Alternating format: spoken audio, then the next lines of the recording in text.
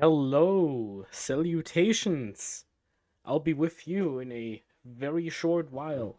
Hello, salutations. And my echo voice is here too, apparently. All right. Let me set up all of this stuff. I got the tier list open. And salutations, Imperial citizens and battle brothers. It is I, Brother Tobias, the best and only Ultramarine on YouTube, and I am once again visiting you with a big Ultramarines tier list. Yes, we got the YouTube chat, we got the Twitch chat. If there's anyone watching on Twitch, show me a live sign, because I have not set up anything on Twitch in like 2 years, and I'm just hoping that bot still does everything. All right, welcome back, dear subscribers, dear people browsing through. It is time. I have not done one of these in a while, and I will be with you for the next 2.5 to 4 hours, depending on how long it takes. And we will rank every single Ultramarine datasheet in the game. Now, a bit to my background for the people who don't know. I'm Brother Tobias, and I play competitive Warhammer 40k. So I play at tournaments, which includes the little 3-round RTT level and also the big major and super major level. So when I say your unit is bad, I don't mean the unit is bad because it doesn't have a pretty model. It means I think it's bad because it's not viable in a competitive setting. That's always what it is. All right. Now that we got that out of the way, salutations, Kelly. Hello, Michael. I've been loving the reports you put out on the channel. Really cool stuff. Fireball Costa, salutations, Spaceman 40k. We got this going. I'm doing a little motorcycle thing. That's fine. All right. Now, let's go over the tiers first. We have a few tiers. One of them might not be accurate anymore, but I have to see a bit more data. We have the S tier. This makes every list. Units in S tier are in S tier because of multiple detachments, so it's not just a one niche scenario. It is multiple lists. You want to use these units, and they just make almost every list. A is frequently seen. These are units that are just good. They aren't necessarily auto includes in every single list, but you shouldn't be surprised to see a unit in A tier. B is a useful unit. This means a unit in B has a strictly better replacement in A, but it is still good enough to take if they do something pretty specific, or, and this is the more likely reason it is in B tier, is because it does a beautiful thing in one specific detachment, which got a bit of a glow up. Let's talk about librarians later. All right, C tier. C tier is where it begins to shift down because something is wrong.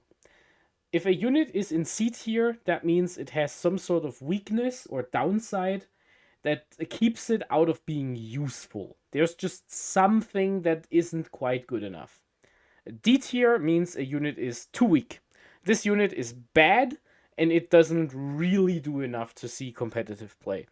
We have the F tier. This is reserved for aircraft and fortifications. These units are just unplayable. They're meant to be shelf warmers or decorations on a little crusade table. They're just not meant to be played in a real competitive setting. That's basically what the F tier is for.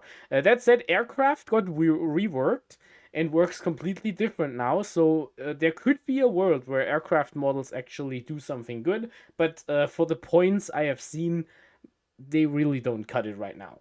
Last, we have a little blue box here. This is the time code for whatever unit we are currently talking about. This is just so when people skip through the video and there's, for example, the Phobos lieutenant in here, the person skipping through the video knows exactly what we are talking about. And that's basically what that is for. All right. Without further ado, let's start with the heavy hitters here. Let's talk about Robute Guilliman.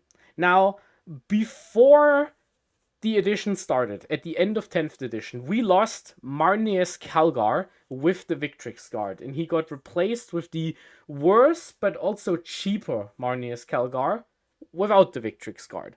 Now, what do I think about Robute Guilliman in 11th edition?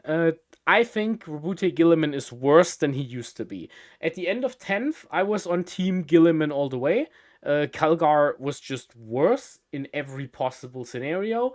The problem is, in 11th edition, discarding cards is a lot more punishing now. Because if you discard a secondary card for a command point, you give up on the score you could have kept for the entire game. Now, there are some cards that are bad you can discard, like a beacon or plunder, or like sabotage if you don't run, not sabotage, excuse me, what's the card that, outflank, the one with the two battle edges. Like if it's only like a small card, you can ditch it for a point, but generally discarding cards is not the best idea. You shouldn't discard more than like 1 or 2 cards in every single game. Salutations, Ilo-san, welcome. The Twitch chat is still alive. I'm happy to see that, and that is a great time. All right. With that said, Guilliman also has one problem, and that is a pretty big problem. You can't go through walls anymore. Yes, right now, as of recording this on 11 minutes after midnight on July 9th, Guilliman can't walk through walls anymore. This is a really big downside to the entire Space Marine army if you want to play with Guilliman, because he now has to walk around walls. Now, free stratting heroic intervention is better than before. You still get double oath, so double oath is really good.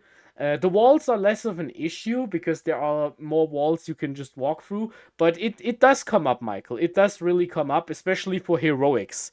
You can't just set up behind a wall and be within 6 of a unit, as you used to do it in 10th edition, and then if they charge your trash unit in the center, you can heroic out, wipe them out with Guilliman. So heroicing through walls was a really big part of my Guilliman gameplay, and the way I won most of my games off of Guilliman. So for that reason, I'm putting Guilliman in A tier.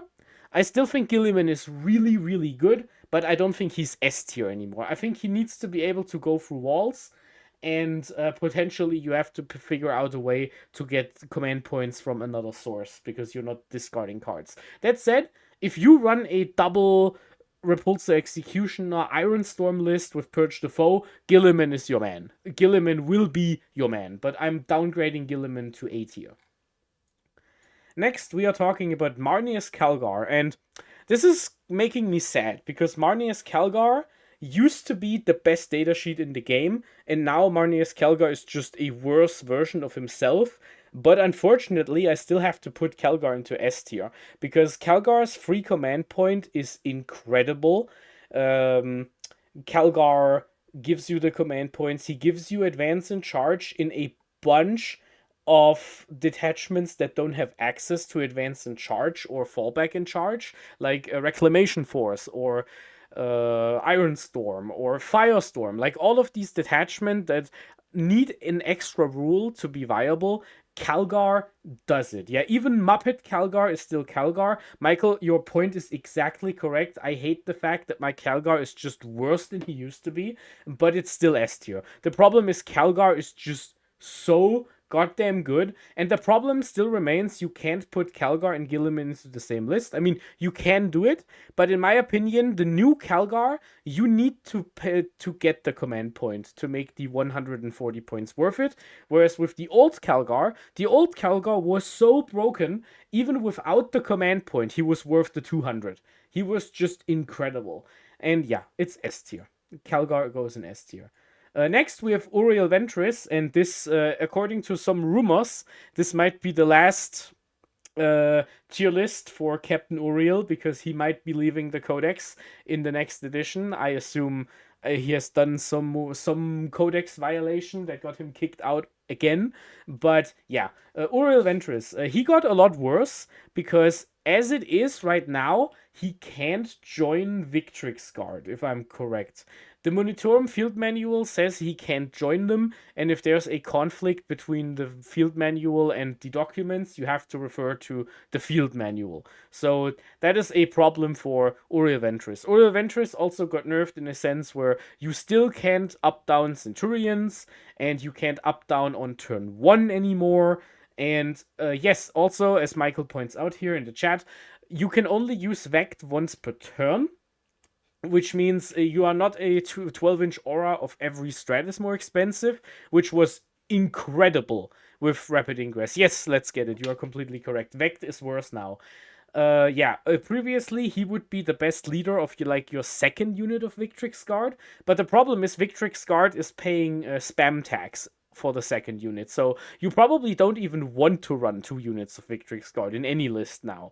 So for that thing, I say he goes into B. He still has his uses, but it is very niche now. If you want to give Deep Strike to a Sternguard unit, he still does the job. You can still attach him to something like Intercessors, and it's completely fine. But I think, yeah, it's just he got a lot worse, and he might be on his way out, which is a shame because all of my Ultramarines are painted with the green trim of the 4th Company.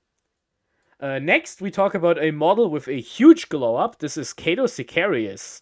It is Cato Sicarius, and I have always liked Cato Sicarius.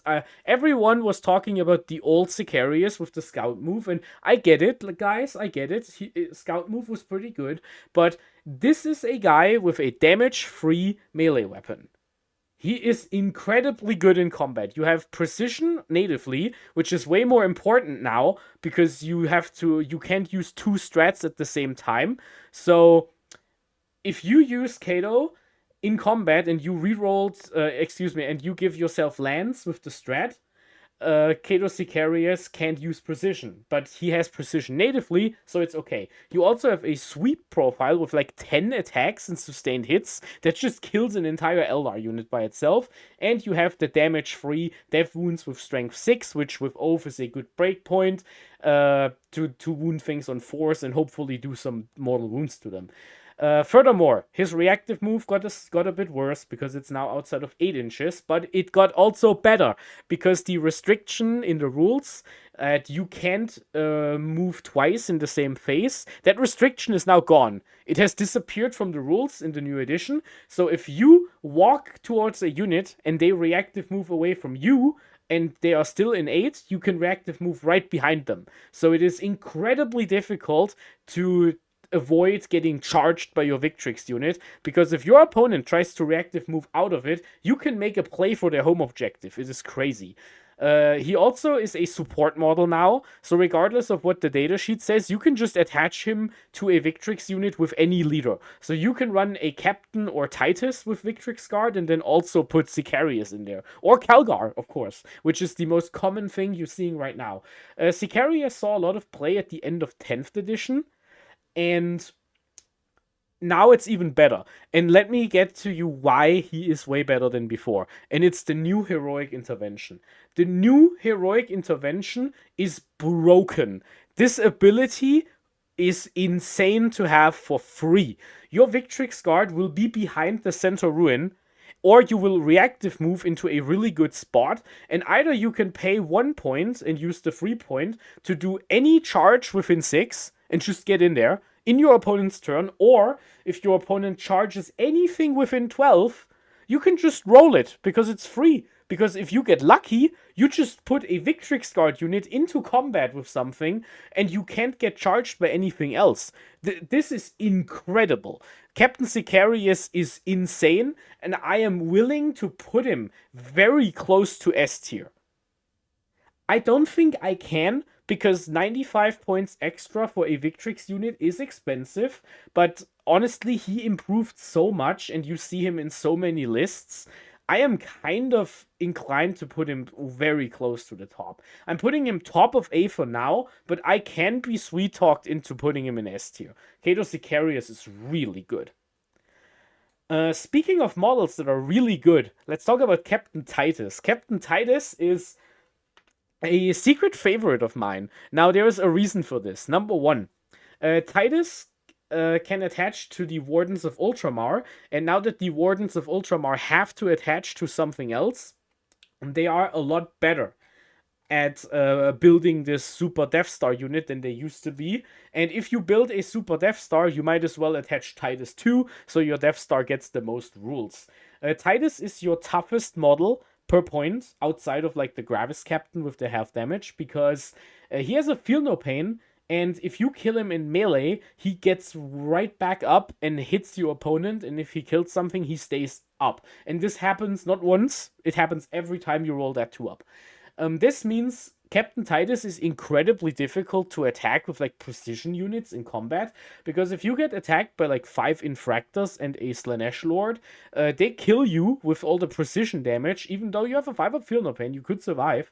But if they just kill Titus, you get up, have your 8 attacks hitting on 2s with sustained, wounding on 2s, because anti-infantry 2+ is insane, and if they fail a single 4 up save, Titus is back. That is insane. Titus is super good. Yeah, the opponent has to play around this revive ability a lot. Now, it doesn't work against shooting, and for that reason, I think Titus is a bit more niche. I don't think Titus goes into S tier, but I have to point out, Titus in Reclamation Force is incredible, because he makes that -1 to wound against higher strength into just a flat -1 to wound, and depending on your ability to depending on what your TO ruled on your ability, you could also have the -1 to wound all the time, even off an objective. This part is a bit more contested because the ability has very poor wording. I always played it as if he has -1 always, but maybe you have to be on an objective, which isn't the worst part, because Titus needs 2 things, in my opinion, to be very good. For that reason, I can't put him in S tier. Titus can't be an S because he only really works in 2 detachments. And those 2 detachments are Gladius and Blades. So technically 3 detachments. So Gladius and Blades, and also Reclamation Force. The reason for that is his melee weapon is -1 AP. It is only a -1 chainsword, which means against 2 up save, especially with Armor of Contempt, you have one problem, and that is getting through those armor saves. He also doesn't really do a whole lot against vehicles, but on the flip side, getting sustained hits onto any unit he joins makes that unit very codex agnostic. So if you play a Calgar list with 1 Victrix guard, and you put Titus and the Wardens into a Blade Guard squad, that second squad has reroll once to hit, and sustained hits, which means they don't need Oath of Moment. They're gonna hit over 100% of their attacks anyway. Obviously, Titus is really good in Reclamation Force, but I will only put him in A tier, not into S tier, because of he's only really good in 2.5 detachments, but in those detachments, he is an auto-include, and honestly, it's the 2 of these are the most played detachments in the book. So for that reason, he's also only 90 points. You can just run him solo as like a really annoying beatstick. You just run him solo. He has sustained hits all the time. So for that reason, I'm putting him in A, but I'm putting him behind Gilliman. I still think Titus is really good. Next, we have Chief Librarian Tigorius. I will talk about this when the Wardens come up, but never mind. Let's talk about Chief Librarian Tigorius. Now, Tigorius got more expensive by 20 points. He was a very cheap gun that saw frequent play in the German meta. However, those 20 points worth of buffs went a whole long while. Yet Tigorius got buff. Tigorius is a Psyker model, so he gets all of the rules from the Librarius Conclave, which includes the +1 AP within 12, the Ignore Cover, which is because he's Psychic, you get the reroll once to hit and wound, you get the -1 Strength against incoming attacks, which is, by the way, it is no longer -1 Strength against higher Strength, it is all the time, which I will get back into with the Wardens. But yeah, his gun is overcharged, and it only does one mortal to you, which you ignore on a 4-up. It is 2d6 blast shots at 622, ignore cover, ignore modifiers. That sounds pretty good, right? Wrong, because that is not all Tigorius does. What else does Tigorius do? Tigorius also gives his unit -1 to hit. Yes, you heard that correctly. It's not cover, it is -1 to hit. So if you are in cover, you are -2 to hit, functionally, because your opponent's ballistic skill gets worse, and they have a -1 to hit. That means a Space Marine unit without ignore cover hits you in 5s. That is pretty insane. Furthermore, psychic weapons ignore cover and ignore hit modifiers. So if your opponent has a Psyker, they can just shoot at your Tigorius and ignore the -2 to hit, right? So your Tigorius is toast. Wrong. Wrong again. Why? Because Tigorius' unit has a 4-up Feel No Pain against mortal wounds and psychic attacks. If Magnus the Red shoots your Blade Guard unit without the -2 to hit, he will do less damage than if he had the -2 to hit. Because you have a 4-up Feel No Pain against every single shot that is coming at you. Yeah, Tigorius is bananas good. He's not making S tier because I still think you need to have a unit and a place for him, but he is really, really good. I'm putting him ahead of Titus and possibly ahead of Gilliman at this point. I think Tigorius is insane. Tigorius goes completely crazy. It really helps all of the Psyker models, by the way, that their detachment is only 1 point, so you can combine it with a bunch of the more niche options of playing Space Marines, like Vanguard and what was the other one? Firestorm and Reclamation Force, to get your psychic buffs in there. A tier for Tigorius. Crazy. If he didn't go up by 20 points, I think he would be S tier, by the way. Crazy. Oh, let me talk about one more thing. I didn't mention that. Sorry for not pointing that out, chat. Tigorius also gives you a free heroic intervention. Just like Captain Sicarius. That is also a free chance to just win the game because your opponent misplaced his units. If you run Sicarius and Tigorius, because Sicarius unit gives you an extra heroic, you can just heroic all over the place. They can cover each other for free. Yeah, is there anything he can't do? He can't join Victrix Guard. That is honestly the only thing that annoys me to hell and back about Tigorius, is he can't join Victrix Guard. If he could, I would completely be sold on S tier. I would love Victrix Guard with Tigorius. But as it stands, A tier for Tigorius, right behind Sicarius. Alright, next unit. Let me get a sip of my Coke over here. And later on, I will also take a snort of Coke. For legal reasons, that was a joke. So, let's talk about the Wardens of Ultramar.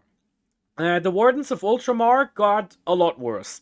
They were S tier before, because they were a 90-point unit, later a 110-point unit, with 8 plus 12, it was a 20-wound unit of mixed saves, which with the old rules was a pain to chew through. And now they don't do that anymore. Now the Wardens of Ultramar have to attach to a different unit, which means they are now a tax of 100 points to make something else useful. Or, if you want to look at it like that, they have to bring their own tax. Now, the app currently allows you to attach Titus to the Wardens and play it like that. But the rules technically don't allow that. The rules currently say you have to be attached to a bodyguard unit with a support unit. So don't know how that is gonna work, but rules as written, I would play it like the Wardens have to attach to another unit, and then you can also attach Titus to that unit. Makes sense to me, right?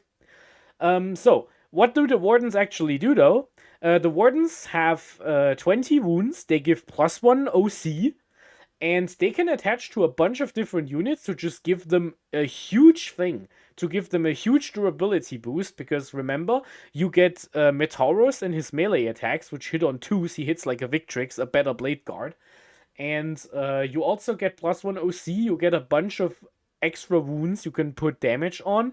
And currently, most of the Gladius type lists actually run the Wardens and attach them to like intercessors for like 190 points, as opposed to if you bring 10 intercessors for 150. So more expensive, but you get a unit of it is 10 plus 12 plus another 5, 17. It's like 27 OC to just put them on an objective. So they have a lot of objective control to hold your expansion objective, which in the priority assets list is pretty important.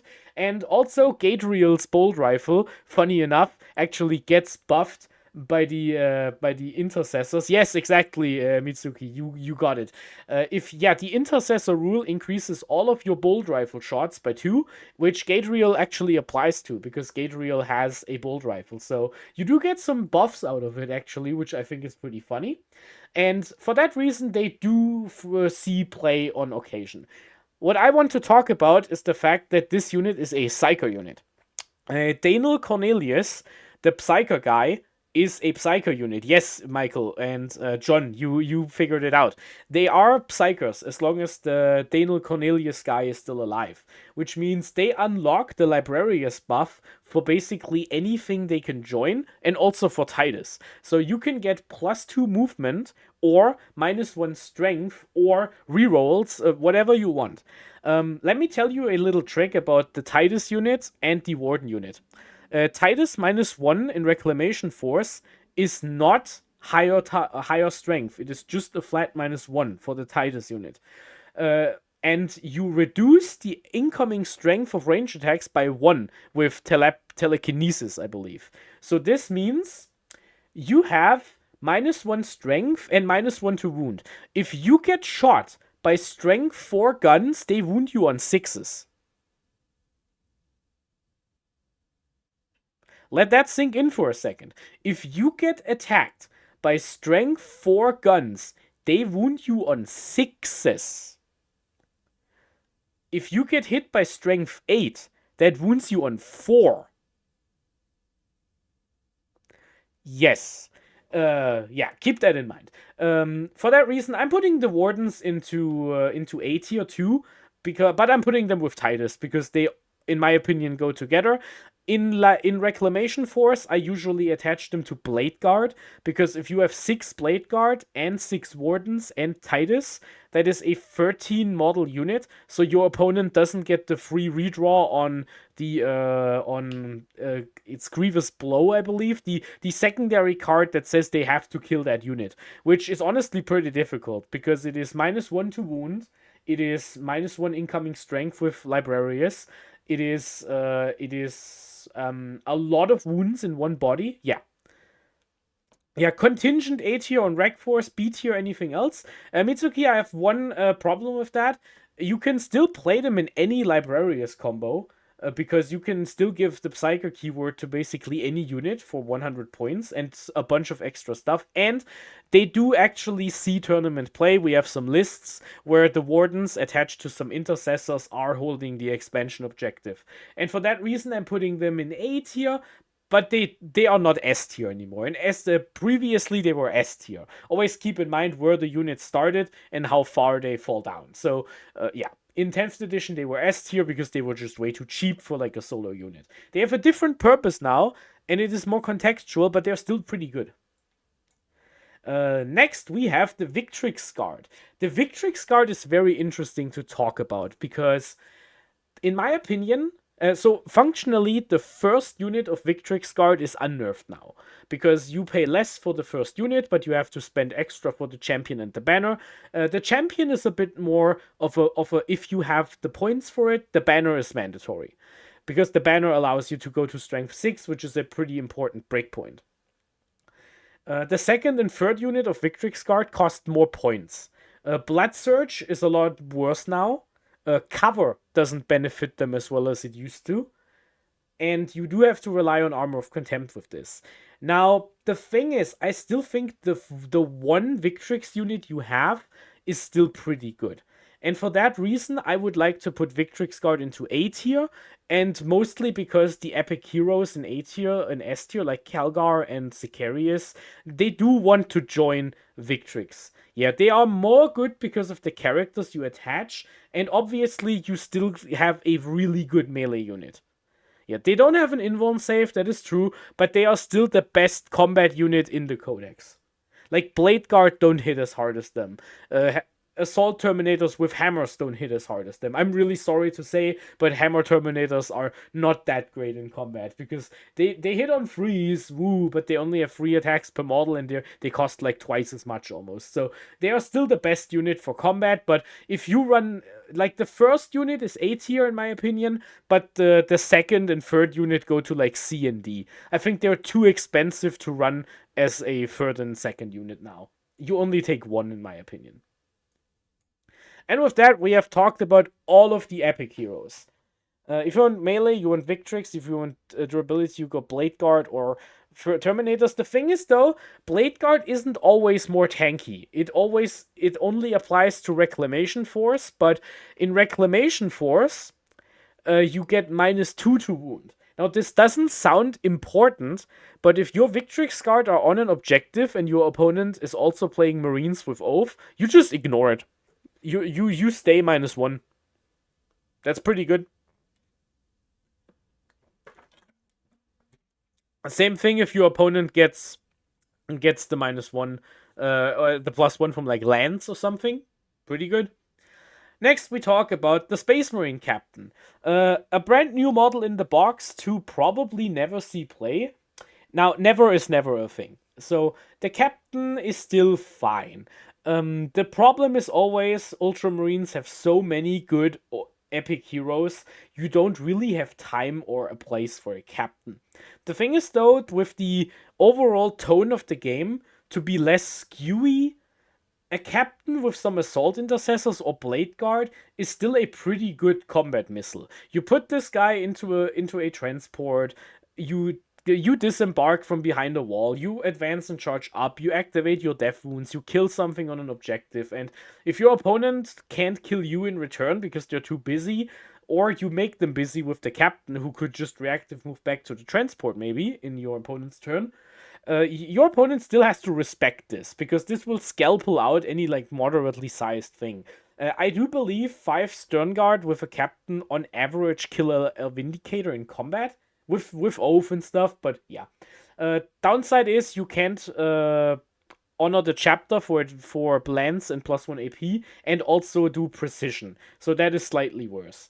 I think the captain is in B tier. I think he's just solid. I would probably not play him outside of Gladius Task Force, but there is a niche for him for the little missile, and I do think that is fine. I'm putting him behind Uriel for now. Next, we have the Gravis Captain. Now, the Gravis Captain has had a really good start at the beginning of the edition, because every single detachment has a enhancement to buff him, and every new detachment they made stopped doing that. For some reason, you no longer get any good enhancements for this guy to buff him up. However, that doesn't matter, because the Gravis Captain is amazing the way he is.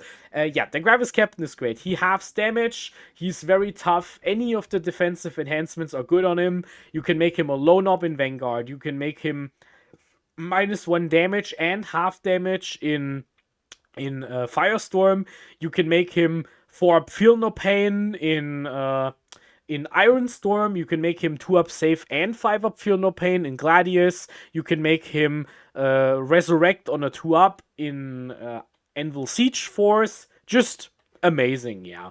He's just great. He also has some pretty decent output into like small units. He probably won't kill 5 intercessors, but he realistically could. Like if you run him with power sword and fist, that is 7 attacks, 5 of which wound on 2s. It's good AP. All of it is damage 2. It's just solid. You can also consider the chainsword, in my opinion. It's just actually a thing. He def kills 5 intercessors. It's pretty swingy. It is. He can absolutely, but he might not. But that isn't important.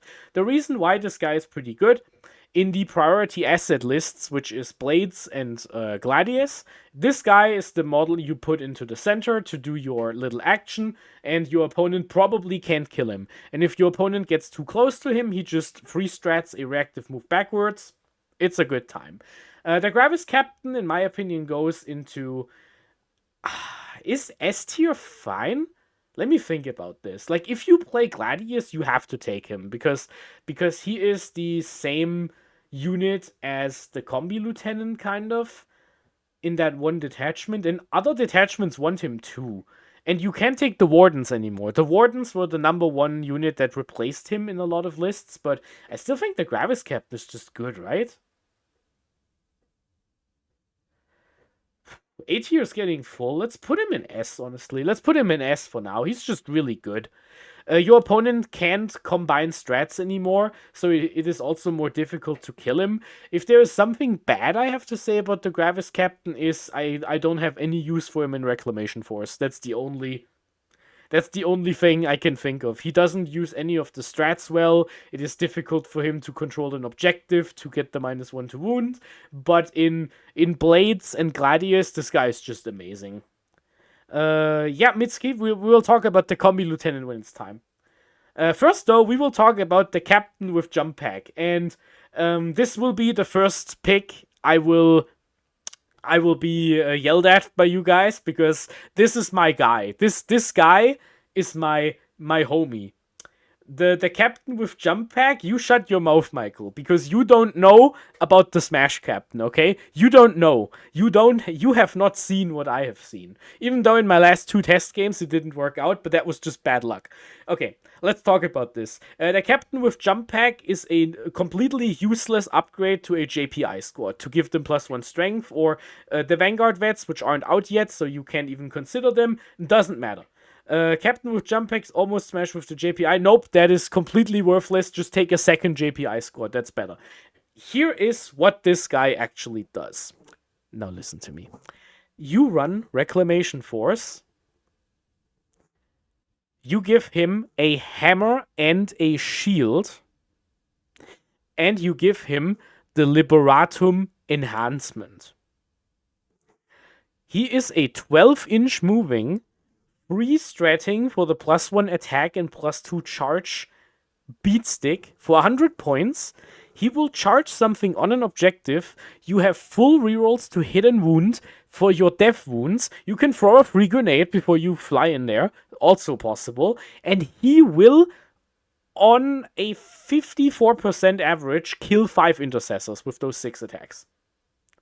Because it's AP free in the Rec Force, and you do death wounds if you roll 6s. This guy can do a massive chunk of damage to one target, and there is some added utility for this guy. You can rapid ingress for free on like turn 2 onto an open objective and score some points. If your opponent has some guns pointed at the objective, they still need to get past his -1 to wound if it's controlled by you, so that is still a 6 wound, -1 to wound wound guy with a 4-up invuln, which is pretty difficult to take out. And basically the way I use him, I just put him in reserves, and because screening is so much harder now, just put him in reserve and throw him at the enemy home objective. If your opponent stickied it, you just take it. If your opponent left like 5 random dorks there, you just beat the piss out of them with your Thunderhammer, and then your opponent has to turn around and deal with this in shooting -1 to wound guy, in melee probably not, but hey, it's still a dude, and he can fight on death on a 4-up. So this guy is only useful in Rec Force you can maybe loan up him and do some sticky for free in Vanguard, but I don't think Vanguard is a real list right now. I'm putting him bottom of B, but this is my copium pick. I'm allowed to have one copium pick in this tier list, okay? This guy is my bro. I will never cut him from my list. Now, the last 2 games, he has kind of sucked, but I still love him. He's my boy. Next. We have the Terminator Captain. The Terminator Captain has finally approached something close to a real tier list. A realistic points cost, but I still think Terminators overall are a bit too weak, and I think there is a much more important character to attach to your Terminator units. That said, he is still amazing in Combat Patrol, because he is your best model in that Combat Patrol. So if you go to a Combat Patrol tournament, consider the Marine Combat Patrol. It's actually pretty good.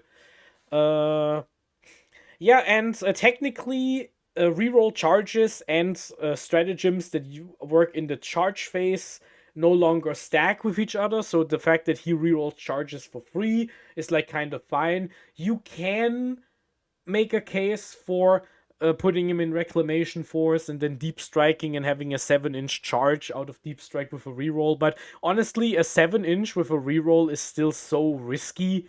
I don't like it. So for that reason, and because Terminators are still just subpar, I think he makes it to D tier. I still think he's a bit too weak for what you get. Next, we have the Phobos Captain. Now, let's talk about what's good about the Phobos Captain. The Phobos Captain is the cheapest redeploy you can buy. Now, it only works on infantry, not everything. And technically, you have a 1 DP detachment that can give him loan op, so he's an 85-point loan op. Thankfully, I can't think of any other 85-point loan ops in Phobos. You also get the amazing benefits of doing 0 damage in shooting and combat. And he infiltrates, I guess. Yeah, this guy sucks. I mean, he's slightly better than before, but he's still complete ass. And for that reason, I'm putting him behind Terminator Captain into D tier. Bad. Next. Regular Lieutenant. Now, the Lieutenant has turned into a 60-point support model, which means you can now attach a Lieutenant to a Librarian unit, which means you now have the lethal hits ability. 45, correct, yeah, it's 45. You now have the ability to pay 45 points to give lethal hits to basically anything except Victrix Guard, because he can't lead Victrix Guard. I think the Lieutenant is fine. I think the Lieutenant is okay. 45 is not a lot. Michael, you say C tier. Let me give you one pitch here. 10 Intercessors are 150 points. And for 45 points, which puts them at 195, which is the old cost of just 10 of them, you just get the entire 42 plus 2d6 shot unit with lethal hits, and then you can splurge and sustained in Blades or Gladius. And I think that's fine. I don't think that's bad. The one thing I don't like is you can't attach a Lieutenant and a Ancient to have the +1 OC and the extra shots. When are we ever gonna do that? Honestly, if you have never played with the Intercessor Bomb, the Intercessor Bomb is legit good. Especially now that cover no longer gives you immunity against AP1. You should try it out. I don't think it's like top tier or anything, but I think it is very playable. I think the Lieutenant is very playable. 1, 2, 3, 4, 5, 6, 7, Alonso. I have one problem with the Lieutenant in Rec Force, and that is you can't run him with an Ancient. If you put a Lieutenant with a Blade Guard unit, that unit has OC1 per model, which means your opponent can just tow into your terrain feature to turn off your -1 to wound and then kill you. That is a big problem in that, because I think in Rec Force you want an Ancient or the Wardens to give you +1 OC. Is there anything wrong with the Lieutenant? I don't think he goes higher than B. The problem is just, do I think B? We haven't seen him in any list, to be honest. So I'm gonna put him in C tier at the top. But if people are performing well with this guy, show me. I want to see it, because 45 points is a joke. This is just not a factor in your lists. This guy is just an enhancement for lethal hits. And fallback, shoot, and charge. If you think about it like that, it is kind of crazy, right? Alright. Next, we have the Reaver Lieutenant.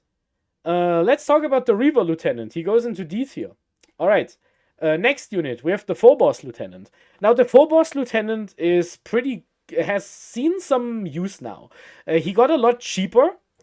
Is the Phobos Lieutenant like 45 too? I believe, right? Excuse me. P. Where is he? LM and OP over here. How many points is the Phobos Lieutenant? Because he's not that bad. Lieutenant in Phobos armor. 45. Now, Incursors got more expensive. So, the ability to afford multiple Incursor squads is compromised now. You probably can't make 2 Incursors work in most lists nowadays. And for that reason, being able to poke out, shoot, and then walk back behind a wall is actually not a complete joke.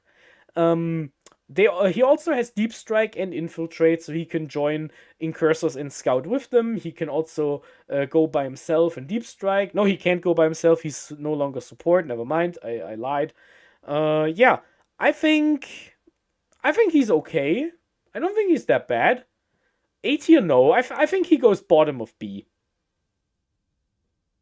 Commander Bias, we know it's ass. No, I don't think it's that bad. I think being able to shoot your Incursors for the +1 to hit, and then be safe for next turn, because remember, shooting your Incursors stops your hidden. Rank him above the normal Lieutenant and you riot. Oh man, this is... The problem is, I have already seen this in a 3-0 finish, and I have not seen a regular Lieutenant in any finish. So based on results, I might have to put him in B tier, you know? Yeah, I think so. I think he goes into B tier. Into bottom of B? Maybe? Okay, no, we put him in C, but I'm putting him above the other lieutenant. I'm putting him above the other lieutenant because I have seen a 3-0 list using this combo, and it was honestly fine. So, there we go. Now, the lieutenant with combi weapon is back. Now, this guy got more expensive at the end of 10th edition, and a lot of people dropped him from your list, and Michael will probably start hating on him, but I think Michael is crazy, because this guy is like one of the best units in the book. The ability to make an entire objective reroll once to wound is insane. An entire objective. Do you realize how big an entire objective is? This entire terrain feature is -1, is reroll once to wound. He still screens your backfield a bit. You still put him in the center to push the button, and if your opponent walks in, you reactive move out. And do you realize how many objectives care about the center objective? Priority targets, you have to do an action in the center. Take and hold, you have to control every objective. Purge the foe, you have to finish the mission on the center objective. Blah, blah, blah. There are so many things that trigger off of the center objective. This guy goes into S tier. It is not even close. I'm putting him above the Gravis Captain too, because this is the guy I'm putting into every single list. There is nothing you can say to not make me play him. One exception. Honestly, that's not true. Thank you, Klerovsky. The one reason not to take the combi lieutenant is if you run a combi with Librarius Conclave. Because, first of all, you pay a lot of points for characters already. All of them are the librarians, because you need them. And you also get access to reroll ones to wound just passively because you play Librarius Conclave. So for that reason, if you have any combo with Librarius Conclave, you don't take him. Outside of that, I think every single list should run the Combi Lieutenant. This guy is nuts. This guy is so good. Reroll ones on an objective is insane if the objective is like 12% of the table. Next, we have a Librarian.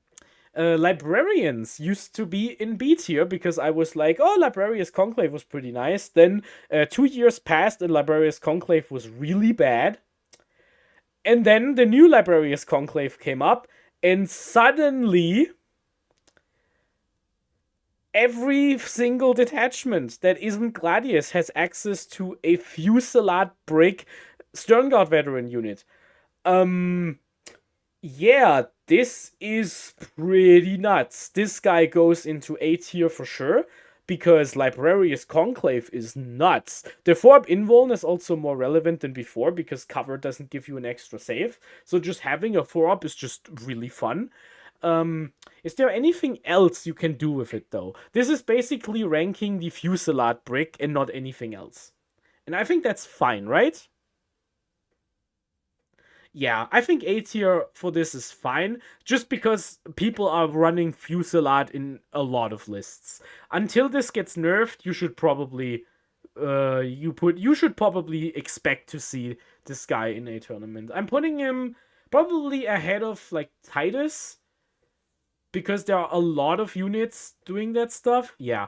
He obviously gets worse if Uriel Ventress is gone, because then you have to pay for an impulsor, a repulsor or a drop pod, and not a fun. Yeah, if you run Ceramite, yeah, I guess. I'm not a Ceramite believer, but sure, yeah. Alright, A tier for the Librarian. And this is ranking him on the purpose of Librarius Conclave. Next, we have the Phobos Librarian. This guy is in a rough spot right now because infiltrators got more expensive, and by that point he also got more expensive. He has a very specific niche, which is why I don't want to put him in D tier, but that niche is like, you play a teams tournament and you have to run double infiltrators because your list is designed to hard counter demons and Genestealer cults. And that's basically it.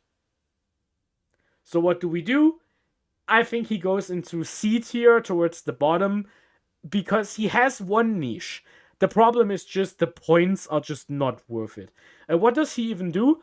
He gives you a 12-inch, you can't get shot zone, which also means you have a infiltrator unit that can't be deep struck within 12, and then that's that. There's one more problem with this. If you want to run infiltrators with the 12-inch no-go, and you want to have a 12-inch no-shot, you could just run the 1-point detachment that gives you a stratagem for that, instead of spending 70 points on a model. Yeah, it's just too expensive. So there's something wrong with this guy. He is not too weak in terms of he doesn't do anything. It's just he's too expensive to be worth it. C tier it is. Next, we have the Librarian and Terminator armor. And this guy is honestly a champ, because he's the best leader for Terminators. If you run Terminators, it is most likely because you run Librarius Conclave, and then you have a unit with Advance in Charge, Fallback in Charge, Extra Movement, Sustain Hits, help a lot. You are set to go. You have a defense against psychic damage, which is one thing that can ignore your cover. So this guy is honestly pretty good. I'm not putting this guy in A because I think the Terminator unit is actually like mediocre. I think a Librarius list without Terminators and just running Calgar is way better than this, but it's not bad. I think he's like in B. I'm putting him like bottom of B. Like after the in front of the captain basically, but yeah, there is a thing. Yeah, yeah, that's just what it is. Leon. Phobos Librarian with Reavers is not bad. It's still so expensive, though. It is like 140 points. Yeah. Bottom of B is crazy, is it? I don't think so. No. The Terminators need to prove to me that they're actually good. Next, we have the Chaplain. Now, this is an interesting one. The Chaplain has generally been in D tier because the +1 to wound is just something we already have access to because of the Codex Oath, and there's also nothing the Chaplain can really join.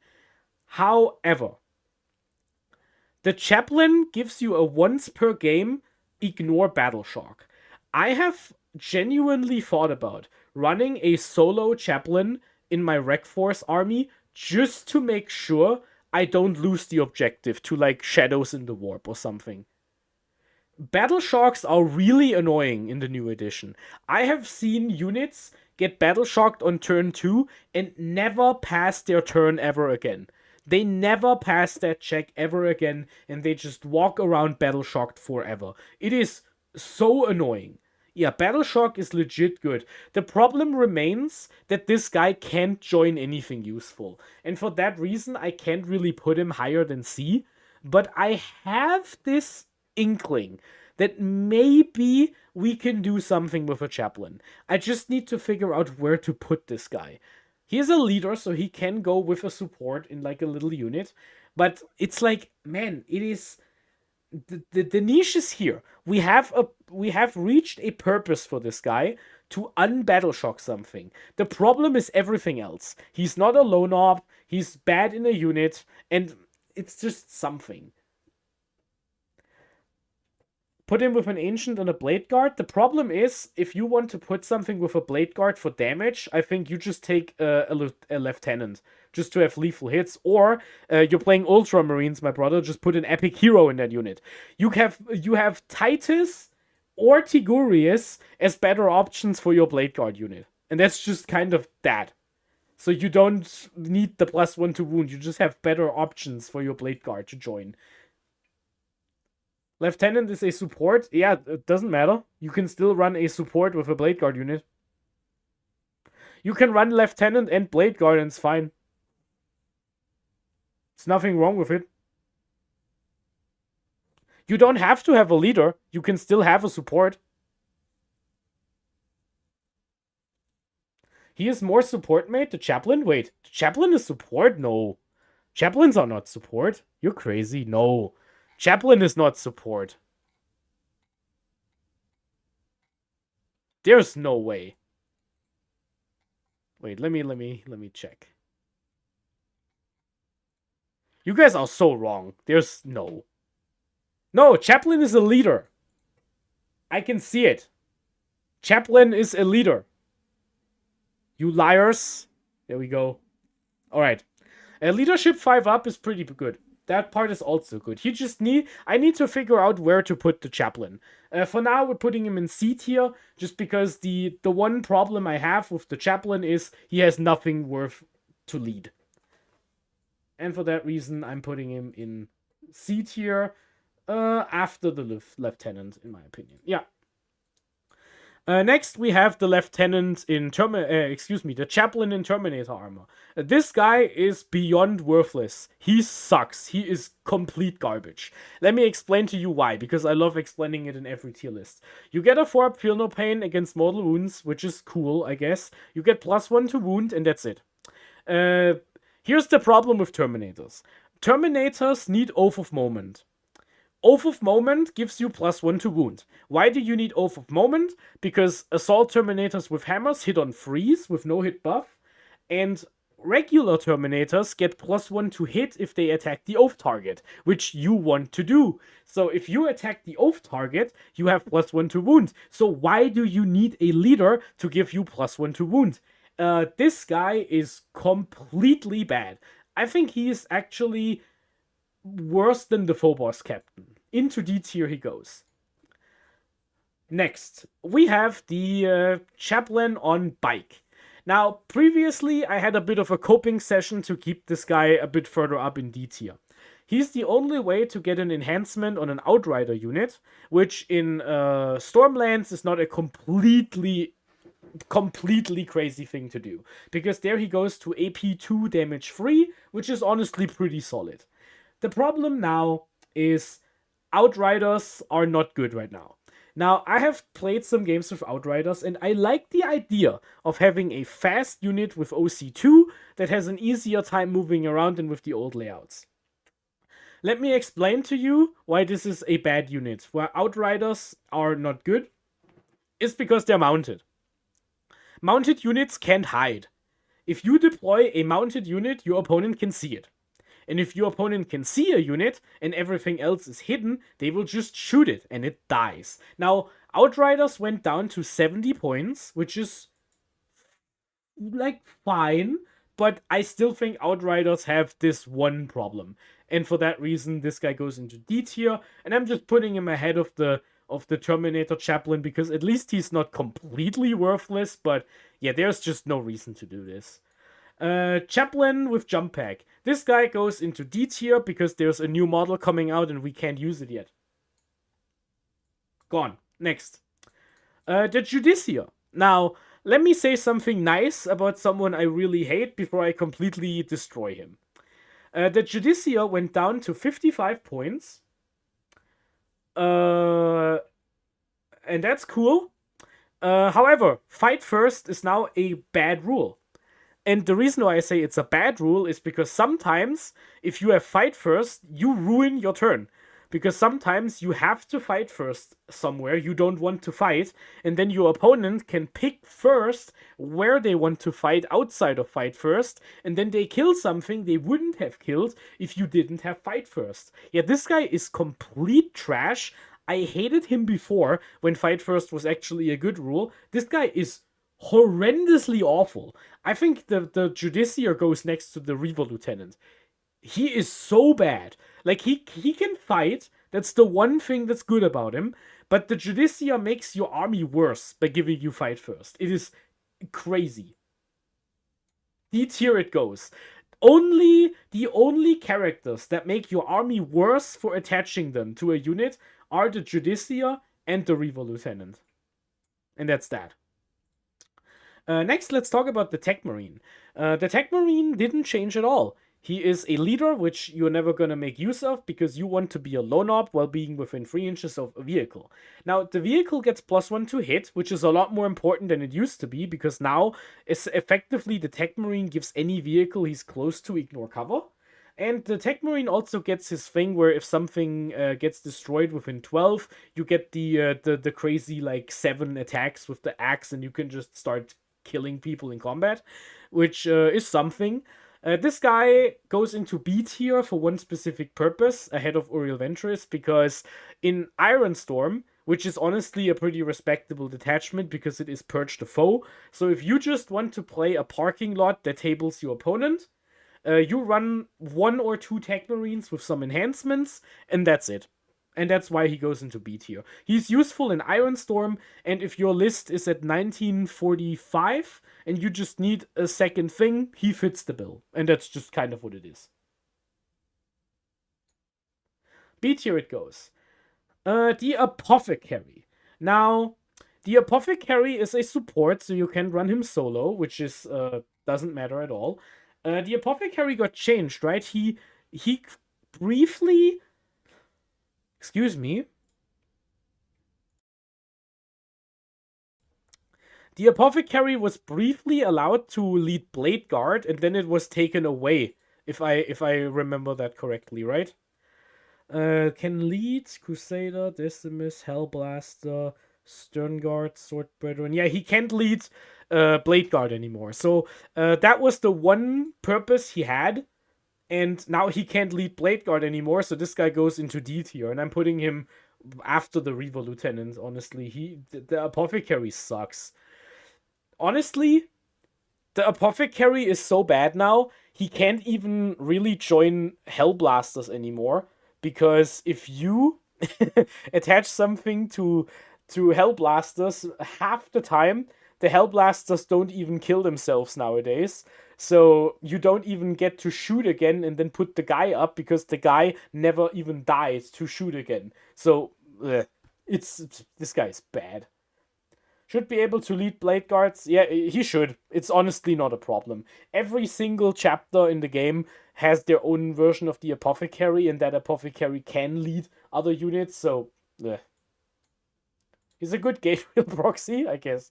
Alright, the Apothecary Biologist. Now, this guy goes into C tier, but I do want to make a small defense for him. The Apothecary Biologist costs you 70 points to give you lethal hits and some OC rule that triggers if his unit kills something in combat. The Apothecary Biologist is the only way to have a support leader in a Gravis unit. And yes, Alonso, you have figured me out. This is what I run in my list. If you take a look at my Reclamation Force video, I run 10 heavy intercessors with a 5-up invulnerable save, and I give them the Apothecary so they have a bunch of damage to lethal hit shots with heavy. So these guys are just good. The problem with this guy is just he's too expensive. I think 70 points is just insane. He works in Reclamation Force, but I don't think he is necessary in Reclamation Force. I'm happy Mizuki and Alonso have been having success with this guy, because he's honestly, the unit is good. Don't get me wrong, the unit is good, and I'm not cutting him for the unit. The problem is just, objectively speaking, he's too expensive. If he was like 60 points or 65 or something, maybe even if it was like a token decrease for being a support leader, I would consider it, but as it is right now, the only detachments you ever want to see him is in Anvil Siege Force. If you... Klirovsky, you loved him with Aggressors and 5-up lethal and sustained. Have you taken a look at Anvil Siege Force recently? That's my little hint to you. If you miss lethal sustained Aggressors, take a look at Anvil Siege Force. I have a surprise for you. But yeah, this guy is fine. Like, the problem is he's too expensive. I'm putting him top of C tier because he is in my list and I'm not cutting him for my list. But he has a problem. Something is wrong, and that something wrong is the C tier. Alright. Next, we have the Basic Ancient. The Basic Ancient gives you +1 OC. He is no longer a cheap model you can put into any army, and then have that unit just have him be a screening piece or an action monkey or something like that. But the Ancient is really cheap. The Ancient dropped from 50 to 40 points, and anything he leads is +1 OC. And he himself has a 4-up Fear No Pain while he's on an objective, which is easier to do than before. So what do I think about the Ancient? I think the Ancient goes into C tier, probably above the Chaplain, because he's still just, like, not really doing that much. But honestly, if you run 5 Intercessors with an Ancient, the Ancient gets buffed to 4 shots, and then you have a 120 point unit with 17 OC, and you still get, like, a buff. You think he's B tier? Yeah, he does give OC. He's D tier? I don't think he's D tier. I think C is fine. I think C is in the middle.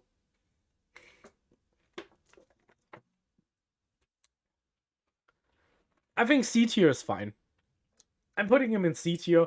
He has to prove his worth to me, but OC is more important than it used to be. It is easier to be on an objective, and the fact that he actually gets a damage buff out of Intercessors is honestly fine. For 40 points, giving +1 OC C tier alone, I agree. I think C tier is fine. The lowest B possible or the highest C? I'm honestly sure I'm on board with this. Let's put him above the Phobos Lieutenant. Can you attach him to Wardens plus Blade Guard for 1,000,000 OC? Unfortunately not, because the regular Ancient, first of all, can't join Blade Guard, and second, you can't attach 2 supports to 1 unit. So that doesn't work. C tier it is. Next, we have the Terminator Ancient. This guy is fine. He's your one way to give your Terminators +1 OC. And he gives you a support unit for Terminators. Honestly, I think the only purpose this guy has is to make a Terminator squad OC2.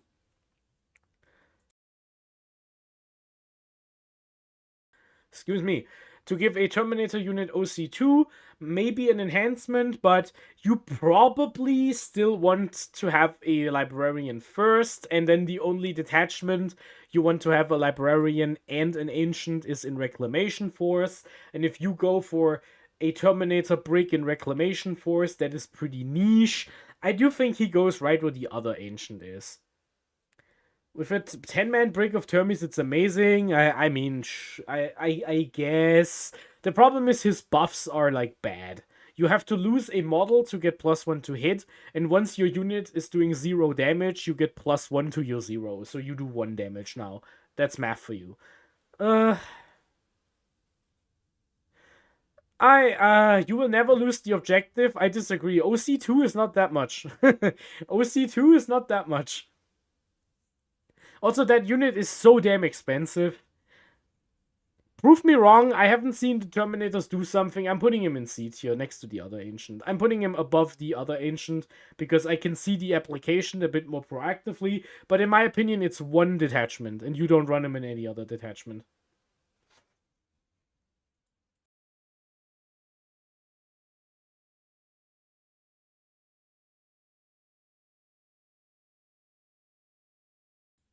Welcome back to Ancient tier. Here we have the Blade Guard Ancient. Now this guy is the most niche of all the Ancients. He can only join Blade Guard veterans. He was dropped to 45. He doesn't have a melee weapon, so he's the worst Ancient in combat, which is funny considering he goes into a combat unit. And all he does is once per game he gives you +1 attack. That said, he gives your Blade Guard +1 OC. And in my opinion, that is exactly important for one strategy, which is you combine it with Chief Librarian Tigurius and a unit of Blade Guard veterans. So you have an OC2 Blade Guard to make sure your -1 to wound stays alive. Now, I just poo-pooed the same concept with the Terminator Ancient, but my problem is the Terminators do 0 damage, and the Blade Guard with Tigurius actually do damage, and they are way tougher with the -2 to hit. And for that reason, I'm putting the Blade Guard Ancient ahead of the Terminator Ancient, but he's still going into C tier. Because the thing that's wrong with it is it's effectively just a 40-point enhancement for +1 OC, once per game +1 attack, which is, in my opinion, a better buff than the weird Ancient Terminator thing, because you can control it better. But yeah, it is only useful in one stratagem. In detachment, it is Rec Force plus Librarius, but yeah, sure. It's a thing I will do if I play exactly that list, and I will not do it anywhere else. C tier it is. Next, we have some company heroes. Company heroes are actually not bad. Let me explain to you why. I am Assault Terminator phobic. I am. You got me. I'm a hater. Exposed. I do. You don't want to see where I'm gonna put them when I get to the Assault Terminators. Company heroes plus Titus are the truth, so I'm told. Yes, I have played a bit of Stormlands in some practice games. I made 3 practice games with Stormlands, and I won all 3 of them. And in one of them, I had Victrix with Titus, and in 2 of them, I had Company Heroes plus Titus. Let me explain to you when Company Heroes are good. Company Heroes are good if you have a use for Oriel Ventress, and if you have a use for more units that do less damage. Company heroes are tougher than Victrix because there are 4 wounds and there are so many damage-free weapons around. They are always -1 to wound if they have a leader. They are also +1 OC, so they do hold your home objective, your expansion objective pretty decently with 10 OC on 5 bodies, so it's fine. And other than that, they're like still good in combat against like trash units.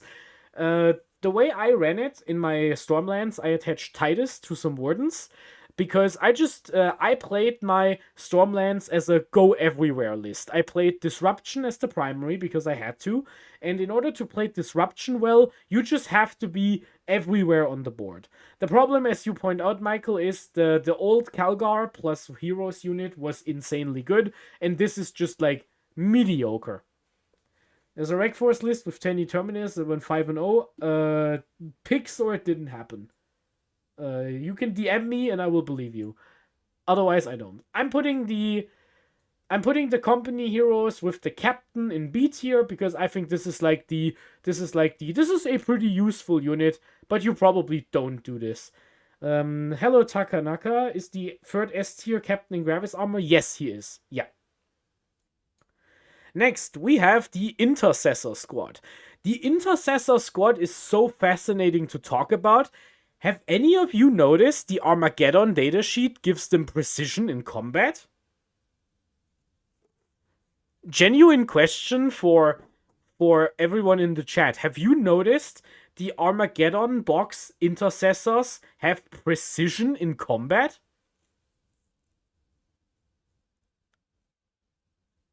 Let me wait for some replies, because that is like crazy. It doesn't affect anything in this tier list. It's just... Did not notice that? Oh yeah, it's crazy, right? They just have precision on their melee attacks, and I don't know why. Funny enough, the Sergeant doesn't have it. Precision for shooting? No, combat. Just melee. In melee, not combat. Funny enough, the Sergeant with the chainsword does not have precision. So, here's a little prediction before I get into the ranking, if the Armageddon datasheet is real for the next codex. If this is true, not giving your Sergeant a melee weapon might actually be a choice.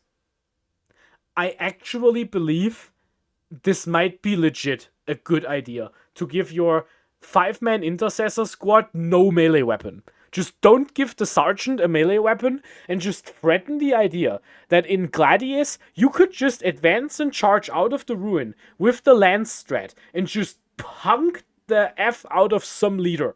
In anything. You just hand them like 18 saves, and they will roll a bunch of 2s and 1s, and die to the low AP punches. It is legit pretty funny. Now the downside is, the 10-man unit also has one grenade launcher, so we might be losing the second grenade launcher in the codex, but let's talk about what these guys actually do. Intercessors are great. Honestly, there's nothing wrong with them. The home objective is not as important as it used to be in a lot of missions, so the idea to just stick your home objective and then walk up is honestly just walk up, and if your opponent deep strikes behind you, like, don't care, but you stickied it in case you draw turn 2 defense stronghold or something, and then that's fine. Yeah, it's honestly, intercessors are fine. Their output is still pretty respectable. They have 20 plus d6 shots on a 5-man. You can attach them. Yeah, they screen, of course. And you can attach them to the Wardens to have like a 180 point unit. Same cost as heroes plus a character, actually. To just hold your expansion objective with 20... how much is it? The Wardens have 12, they have 10, so they go to 15. It's 27 OC. So you just put 27 OC on your expansion objective, and Gadriel gets buffed by the shots. It's like not bad. Yeah, it's a better defensive array than the Repex. Yeah. One more application, and this is why the Lieutenant made it into the high marks of C tier. It's because 10 intercessors plus a lieutenant with fire discipline is like 210 points. Is it 210 or 220? Something like that. And you have a unit with lethal sustained. It's 42 plus 2d6 shots. Oath of Moment plus 1 to wound. On average, that kills most battle tanks. If you shoot at it. You kill a Doomsday Arc like most of the time. Just because you have so much volume. You don't need to turn on Ignore Cover every single turn. Because your AP one-shots are actually useful on their own now. You have Heavy. If you move 3 inches, you can still shoot with your +1 to hit. So they effectively have Ignore Cover if you half move. So, yeah. Anti-Catan unit, yeah. Honestly, it's not bad. I think intercessors go into A tier. I think I'm putting them probably... Should I put them in the top of A? Probably, yeah. You DM'd me the list. Thank you very much. Did you do it on Discord? Yes, you did. Spaceman, there you go. I'll take a look at it later. Let me rank the intercessors first. So, is it just A? Yeah, top of A, right? 1 unit of intercessors makes most lists. Honestly, the only detachment I don't run 5 intercessors in is Reclamation Force. Because in Reclamation Force, I have a 1 CP sticky objective stratagem, and I don't need regular intercessors. They're not even bad in Rec Force. They're not even bad. It's just I don't need them. Firestorm? Yeah, maybe Firestorm, because they already have Assault, so you don't need to. Yeah. Yeah, makes sense to me. A tier it is. Heavy Intercessors. Let's talk about Heavy Intercessors, because this is a unit I will go out on a prediction here. Mostly because I play them at the moment, and I have been very impressed. Heavy Intercessors benefit a lot from the +1 to hit when heavy moving, and they also benefit a lot from the new cover rules. Heavy Intercessors didn't change in cost, but they are toughness 6. They do stay hidden if they don't shoot. So it is 10 of them for 200 is 20 OC on an objective, and your opponent has to get within like 12 inches to shoot them with their damage-free blast weapons. That doesn't sound very likely to happen. They do need some buffs, in my opinion. You need to attach a leader or an enhancement or some detachment rule to make them more durable, in my opinion. So you need the Anvil Siege Force, 6-up Feel No Pain. You need the 5-up Invuln in Reclamation Force. You can attach Codias to them in Librarius. If you do that, they have reroll 1s to hidden wounds, and they also get a 6-up Invuln and a 4-up Invuln against demons, which is pretty good. In Reclamation Force, one thing you have to take, you have to consider is in Reclamation Force, they also have AP1 in combat. So if you charge 10 heavy intercessors on an objective, and they have a biologist with lethal hits, that is still like that is still 34 attacks with lethal hits AP1. That's honestly not bad. +1 armor save is alright. If it comes up, it's pretty good. Usually it doesn't come up because people are shooting damage 2 weapons around the buildings, but yeah, I think heavy intercessors, I want to call them B tier. I want to put them in... Honestly, I want to put them top of B tier because I believe this unit is underrated right now. I think even 5, even just 100 points for 5 of them is pretty good. Just in any detachment, just generically. If you don't want to pay for intercessors plus ancient for 120, I think 5 of these guys on your expansion marker are fine. So, yeah. Top of B, pretty useful. Next, we have the Assault Intercessors. These guys are cheap as hell. 150 for 10, didn't change. They reroll wounds against an objective, which is a lot easier to do. What else? Melee is a bit more difficult to get into because you have to roll the exact charge. The thing with Assault Intercessors, though, is they go with the captain. This is a package deal, and for that reason they are useful, but that's kind of what it is. 10-man plus shield captain. Maybe not at my tournaments, but yeah, wrong faction. Fair enough. Let's put them in B tier because, yeah, in Ultras it's B tier. I think it's fine. I think they're okay. Just the captain package is just good enough. Tactical Marines. These guys are cheap. They are the cheapest body per point you can buy in Space Marines. And they are also garbage. They don't do anything. So what do we do with them? They are probably D tier. But if I have to be realistic about it, they're probably like the 3rd best unit in D tier, because at least they're cheap. But don't buy Tactical Marines, they're most likely gone. Hear me out, Librarian plus Wardens plus Assault Intercessors. I listened to you and I will ignore you now. Alright, let's talk about Incursors after I take a look at this Reclamation Force list. Let me see this. So, Rec Force with Calgar, Terminator Assault Squad, and an Ancient. Then there's Titus with Wardens and Blade Guard. Okay, I like your style, buddy. We have Chief Tigurius with Blade Guard. We have... Okay, this is just a skew list, okay. Some Infiltrators. Okay, yeah, okay. And this list went 5-0. Okay. That list went 5-0. Is that an argument to put the Terminator Ancient ahead of the Blade Guard Ancient?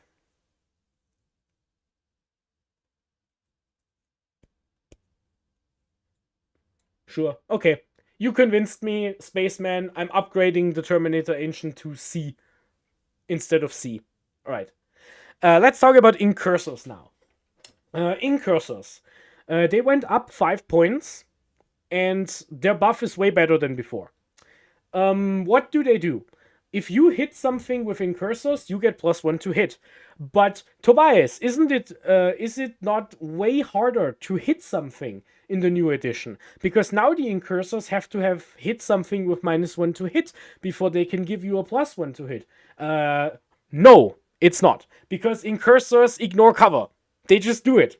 And that rule was completely worthless in the old edition because they don't have AP, so it made absolutely no difference into almost anything you shoot with incursors now. But now it actually works. Incursors are amazing. They are so good, and their buff is better than before. They basically give you ignore cover, except it's better because if you have the actual ignore cover, it stacks, and they still do everything incursors used to do.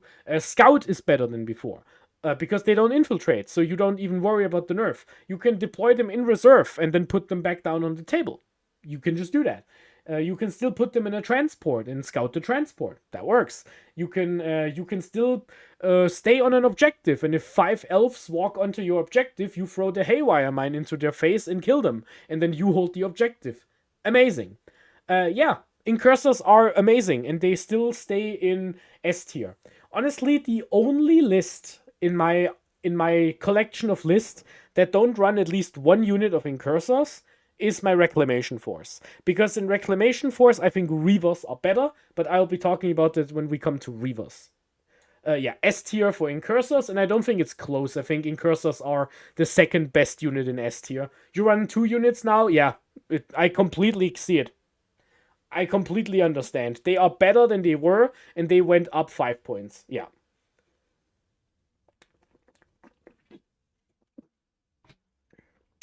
S tier over Calgar? You know what? I run Calgar lists with incursors, and I run Gilliman lists with incursors, but I don't run any lists with Gilliman and Calgar, no incursors. Michael, you're completely right. Top of S. Best unit in the book. Don't at me, they're good. Next, let's talk about infiltrators. Now, infiltrators do the same thing they used to. They have a 12-inch no deep strike zone. If you have a 2 DP detachment and you don't need any of the buffs from land speeders or psychers, you can just take the scout detachment and then get your unshootable rule that way. They are heavy, which means they can shoot better now, but yeah, unfortunately, infiltrators went up 10 points, and 210 points is really expensive. We are approaching the cost where 2 scout squads are the same cost as 1 infiltrator squad. And that is really expensive. I think infiltrators are still in B tier, but they are a very specific choice. You have to be on a plan. You have to be the guy in a team's tournament who wants to hard counter Genestealer, Cult, and Demons. That is the thing infiltrators are priced for, and the thing you do with them. I think that is the only reason to play them. And if you have some sort of primary in which your opponent gets an absurd amount of points for being in your backfield. Like, if you play a list that is weak to recon, maybe you put infiltrators into your list. But outside of that, I don't think it's worth it. And so for that reason, we're putting infiltrators in top of B tier. Let me catch up on the chat for a second. Where do I put them? Probably, I'm putting them with the company heroes and the captain, probably. We just saw a 5-0 list that had a unit of infiltrators in it, and that's a perfect example for where infiltrators can do something. Honestly, I think that puts them closer with Uriel Ventris. Because they do have a purpose, it's just you have to write your list with them in mind. I think B tier is okay. They would be S tier if they were still 80 points. Just saying, if they were still 80, I would run triple units in every list and just tell my opponent they have to play in the midboard every game. All right, let's take a look at the chat real quick. Ilo-san, welcome back to the stream. I hope you're having some fun with your pies. Dominic, Deathwing Knight. The Wardens also have the Psych attack. You are right, but we talked about that a while ago. If you get to this point, if you refresh your stream, we're probably a bunch of units in the future. Not that you can't watch the backlog, just saying. Alright, next we have the Reaver Squad. Oh, there they are. The Reaver Squad. These guys got 5 points cheaper. Funny, in the 1DP Scout Detachment, you can upgrade them to have +1 to hit against hidden units, and that applies in melee, which is actually funny. So if your opponent overwatches you, even if they don't have a gun, you'd lose your +1 to hit, which is kind of funny. Reavers are really good. Guys, brothers, citizens, anyone listening, no cap, Reavers are legit good. Reavers are not bad. They have a thing where if you're in engagement range with them, you have to take a battle shock. They give you a 3-inch aura of -1 leadership and OC to a minimum of 0. So Reavers are actually really good at flipping objectives. Which means if you play Reclamation Force, I think Reavers are better than Incursors. In this one specific situation, where your detachment doesn't have a lot of shooting units, and it's basically a melee detachment with a bunch of good melee buffs, and the objective control part of the detachment is more important than anything else, because you want to keep your -1 to wound up as much as possible. Yeah, Reavers are useful. I'm not gonna put them in A tier, because I don't think you need to put them in every single list, but I think they are A tier in Rec Force. And in Rec Force, they do some stuff. I would like to put them in B tier ahead of the Tech Marine, because I have been very impressed with Reavers. And as I say, the new Battle Shock rules are brutal. If your opponent gets Battle Shocked on turn 2, there is like a non-zero chance their unit will remain Battle Shocked for the rest of the game, because they just can't post anything. They can't do a single thing. They just don't roll that 7 or 6 with the 2 dice. It's just not gonna happen, and that's it. Here we go. Alright. Let me just briefly quick. There was something on my Twitch going on. We had a ban with the Nightbot. Let me just check that real quick before we talk about the next unit. I apologize. What was the message? I can't even see the message. Okay, it was probably spam. Never mind. Alright, next. Yeah, Tyranids are having a field day. Shadow in the Warp is genuinely a pretty scary rule now. It can completely ruin your game plan, which also makes the case for intercessors being better, because making an objective sticky means you don't lose the objective. Let's talk about Scouts. Scouts got cheaper, because Infiltrate and Scout no longer works as a combo. If you deploy No Man's Land, you can't scout back to safety. Honestly, in Ultramarines, this isn't as much of a problem as you might think, because if you run the Wardens, you have a redeploy. So you can redeploy your Scouts into reserve, and then you can use the Scout rule to put them back on the board. Which means you basically do the same thing as you were doing with scouting into the deployment zone. Which is pretty funny, in my opinion. I think that is pretty funny. Yeah, Scouts, they up down. It is harder to screen late game. It is very important to have some late game assets to get the enemy home objectives and your beacons and your... what is the secondary card that gives you 5 points if you control your enemy's home objective? That one. Scouts are amazing for that, and... the loadout honestly got buffed too, in my opinion, because the Scouts with the knives are a lot better in Rec Force. The first 2 Scout units are 65 points, which is very close to what their original points cost was at 55. Just saying. Yeah, Scouts are S tier again. I think one Scout unit is an auto take, and the second Scout unit is not crazy.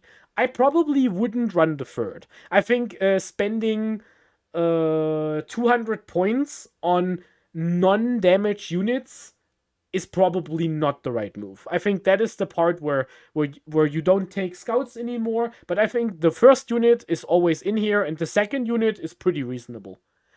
Putting them in S tier, probably ahead of Calgar, right? Scouts after Incursors, yeah. Do they go top of S? Tanaka, excuse me, did I say Takanaka earlier? My bad. Tanaka says top of S. Any opinions on whether scouts are in front of Incursors? Definitely. Any other? I can be convinced, honestly. 65 points is just cheap. They're just amazing. Think they're tied? Yeah. Incursors versus scouts. I think you will more commonly see 2 Incursors than 2 scouts. Scouts win games. Incursors also win games, because if you kill your opponent, they can't win the game anymore. I'll leave it at this. I will leave it at that. They are top of S. I think Incursors are better, but much improved on scouts. Let's talk about Eliminators next. What happened to Eliminators? They finally got a points drop after 4 years.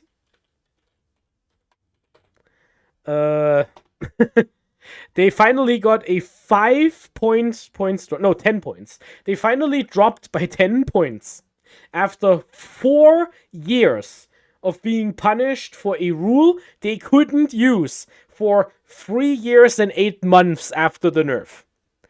They finally got the points adjusted, and it's okay.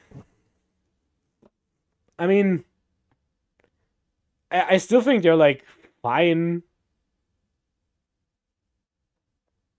Any opinions on Eliminators? Because I'm like, they're cheaper now. Sure. Are they even the best 75-point unit? Their -1 to hit ability is a lot worse, because now it's just cover. S tier ranking for cool model. Yeah. Honestly, I think they just need something. I don't think they're bad and unplayable. It's just like... Yeah, it's like, okay. I'm putting them after the Ancients. It's like... If you have a 1925 list and you want to have a unit with Infiltrate, and you don't want to run more scouts, honestly, why wouldn't you just run more scouts? Let's talk about that for a second. Why aren't you running more? Why are you not running more scouts? Like, even if you pay 70 for the third squad, why are you not running more scouts?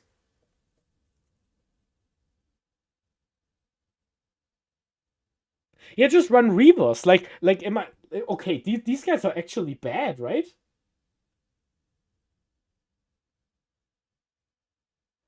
They're not going to D tier, right? I mean, they are too cheap to be in D tier, but they just don't have a function, correct? They die like flies.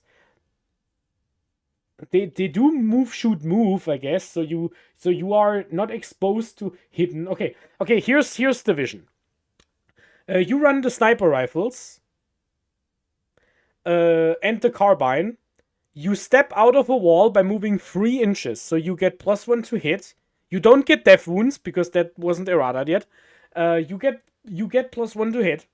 You shoot at a character unit. You hit it.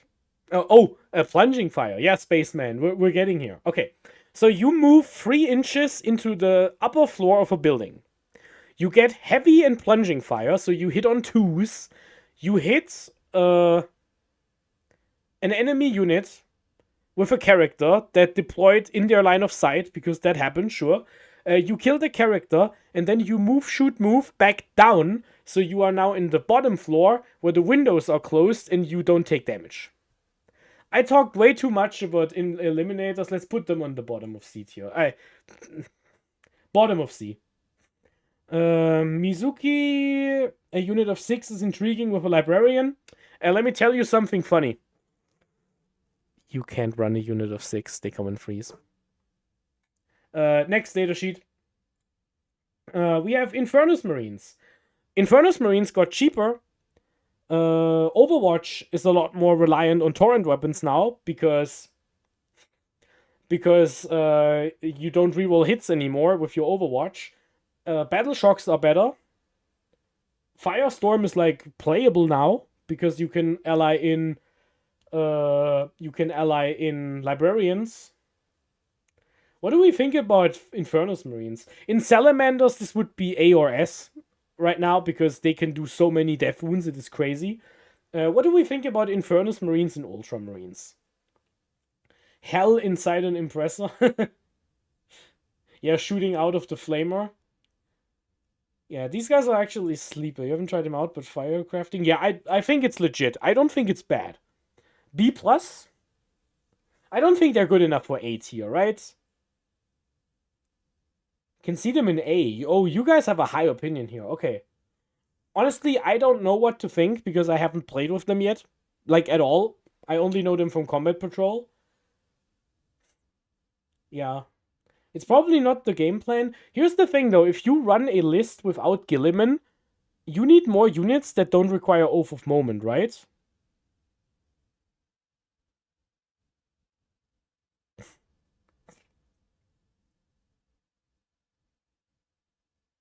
"14 bolter shots plus 66 flamers, invuln 5 firing deck." It's amazing. Okay, someone is sold here. Okay. Should we go out on a limb and just put them in B tier? I think so. Yeah. Yeah, full potential is in Salamanders. Yeah, definitely B. Yeah, let's put them in B. Where do I put them? I think I'm putting them...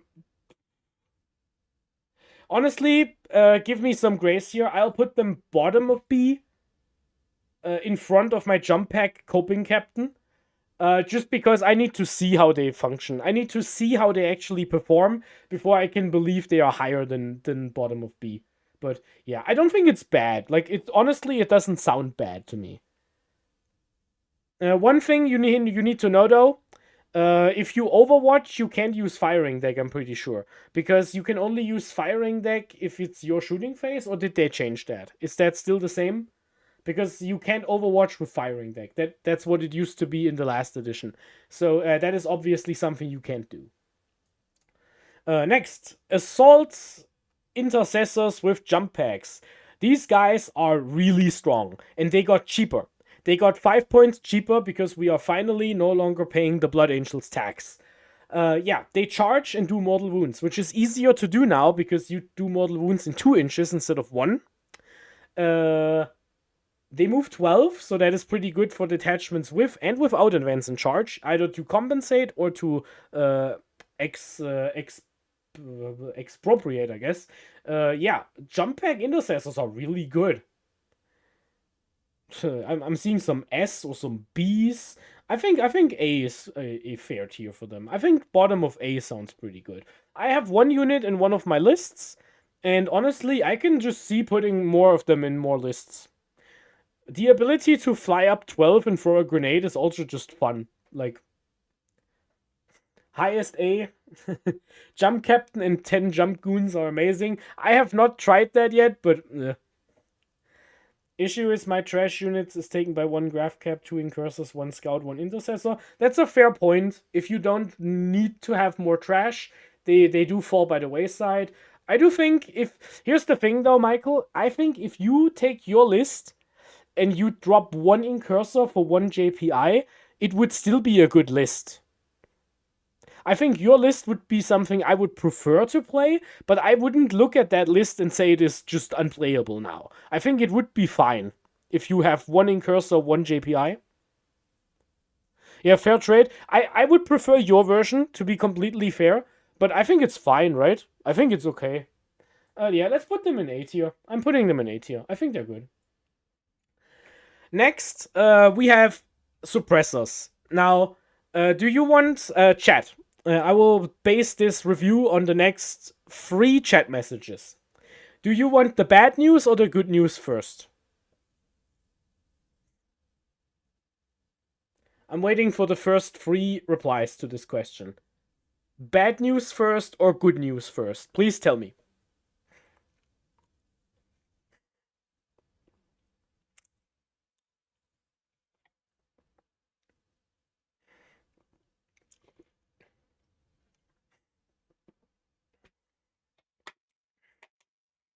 Okay, bad news first. Alright. Have you ever actually read the suppressor datasheet? The suppression effect of the suppressor squad disappears if the suppressor squad dies. So, if you shoot something to apply the -1 to hit, if they kill your suppressors, which is easy because they are not hidden if they shoot, the -1 goes away. Now, how easy is it to kill 3 Space Marines with 2 wounds and toughness 4? Laughably easy. One more problem. They don't ignore cover. So if you actually want to hit something in cover, you hit on 5s. Now the good news. Let's look at the good news. They have the smoke keyword. And they have heavy. And let me explain to you what heavy actually does. Let me open paint. Because this is gonna be a really janky explanation, okay? Now let's look at this. Okay. Let me set up a window capture, paint.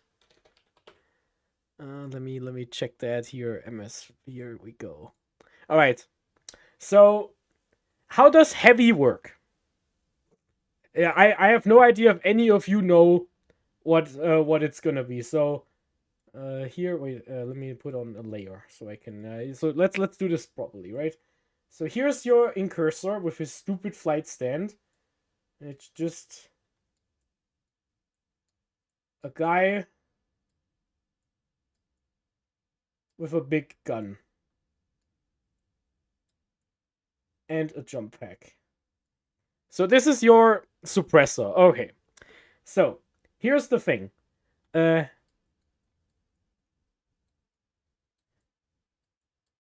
Heavy triggers if you move 3 inches, right?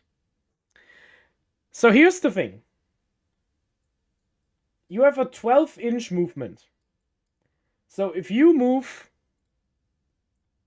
3 inches with your suppressor, you get +1 to hit. Cool, I guess. You're wasting 9 inches of movement. Now hear me out. Now this is gonna be so stupid. Let's take a look at this conveniently placed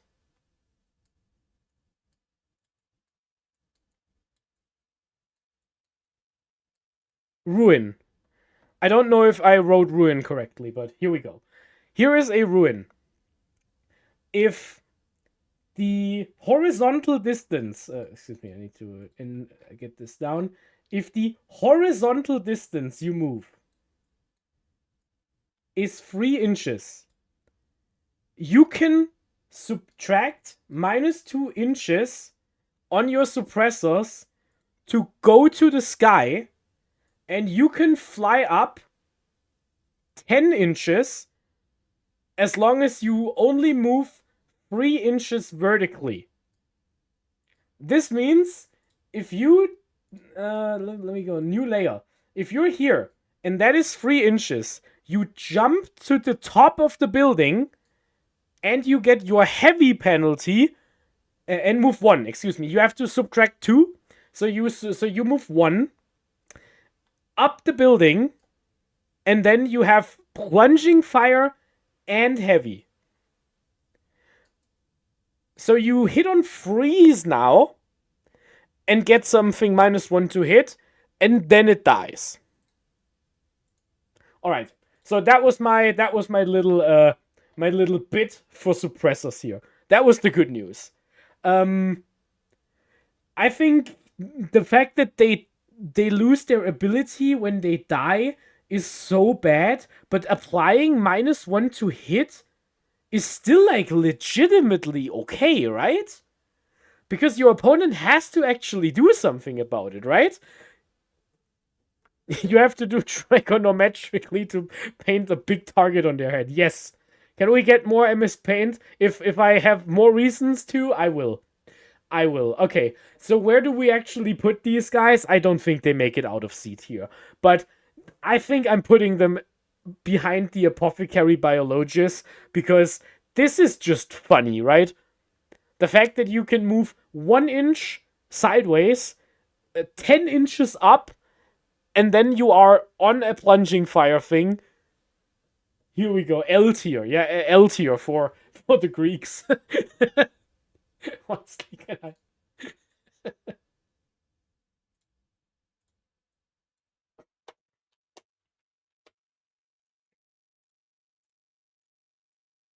There we go. All right. Suppressors are in L tier. Here we go. Next. Let's talk about Outriders. So, Outriders. I talked about the bad thing with Outriders before. They are OC2, and they are pretty fast. What is the problem with Outriders? They can't be hidden. Outriders are always visible unless they are behind a terrain feature. They don't have melee weapons yet. They will get some melee weapons, but probably only with the new codex. Mounted is a really, really bad keyword to have right now. Mounted sucks. Mounted is not hidden. If you touch terrain, you are not hidden. If you touch terrain, you get blown the hell up. 1 hammer and a points nerf soon. It's not happened yet. Again, we're judging the datasheet we can play right now. And right now, I don't know. I think I will play 1 unit in Stormlands, but man, 70 points is cheap. Pair up with an ADV. Does that really do anything? It's 130 for a bunch of wounds, but it's still, you can't hide. And you can't move through walls anywhere. It is just... I'm not sold on the ATV. I'm putting the ATV in C tier. They're probably better than the Ancient, if I have to be honest. Also, let's put the jokes aside. Let's put the suppressor over the lieutenants. By the way, let's just put the yeah, we're deleting L tier. Here we go. The memes are over. We're back on our serious tier list. Yeah, I'm putting Outriders in C tier. I think Mounted is a problem. They don't fit within 9 inches as a 6. Is that true? No, that's not true, right? The Mario Kart, yeah. It's a fun turn 1 threat if you can reach something. That's always the problem. You can't drive through a wall. Alright, talking about the ATV. Now, I was pretty negative and down about the Outriders for 70 points, which is kind of funny, because now I talk about a 10 points discount, but the ATV is pretty good. The ATV is the cheapest thing you have in your codex at 60 points, which means if your list is 1940 and you don't want to do any enhancements, this is probably what you want to put in your list, just to have an extra thing that can do something. There's always the question if you want a multi-melter or a Gatling. I don't know. Don't know what we're gonna do with this, but the ATV is in B tier. It's always good to have a cheap model, just in case you need one, and for that reason I'm putting it like right where the Infiltrators are. Probably ahead of the Infiltrators, because B tier for the ATV. Rumors are it's been disappeared. Oh, in that case, maybe don't go out and buy some ATVs. Next, let's talk about aggressors. Now, aggressors got a bit cheaper, if I have that correctly. They get more expensive if you take multiple units, which is hilarious because Games Workshop actually believes you're taking triple aggressors in any list, because they're kind of bad.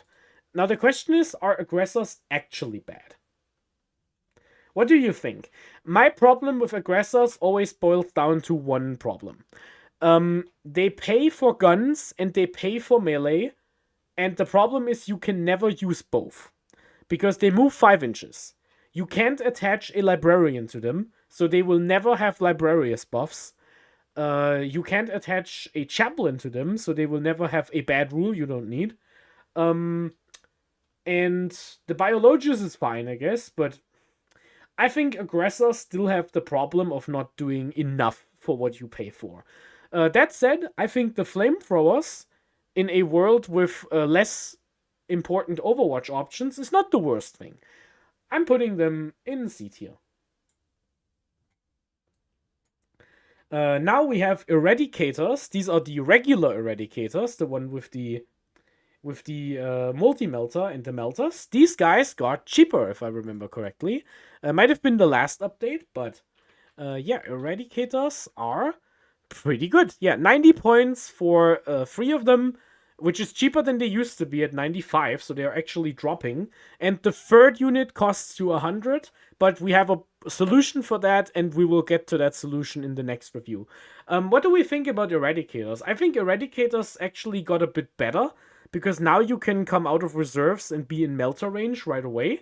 So this is a significant damage buffs if you have one of these units like in reserve. Just for 90 points, you can just put a few Eradicators in reserve.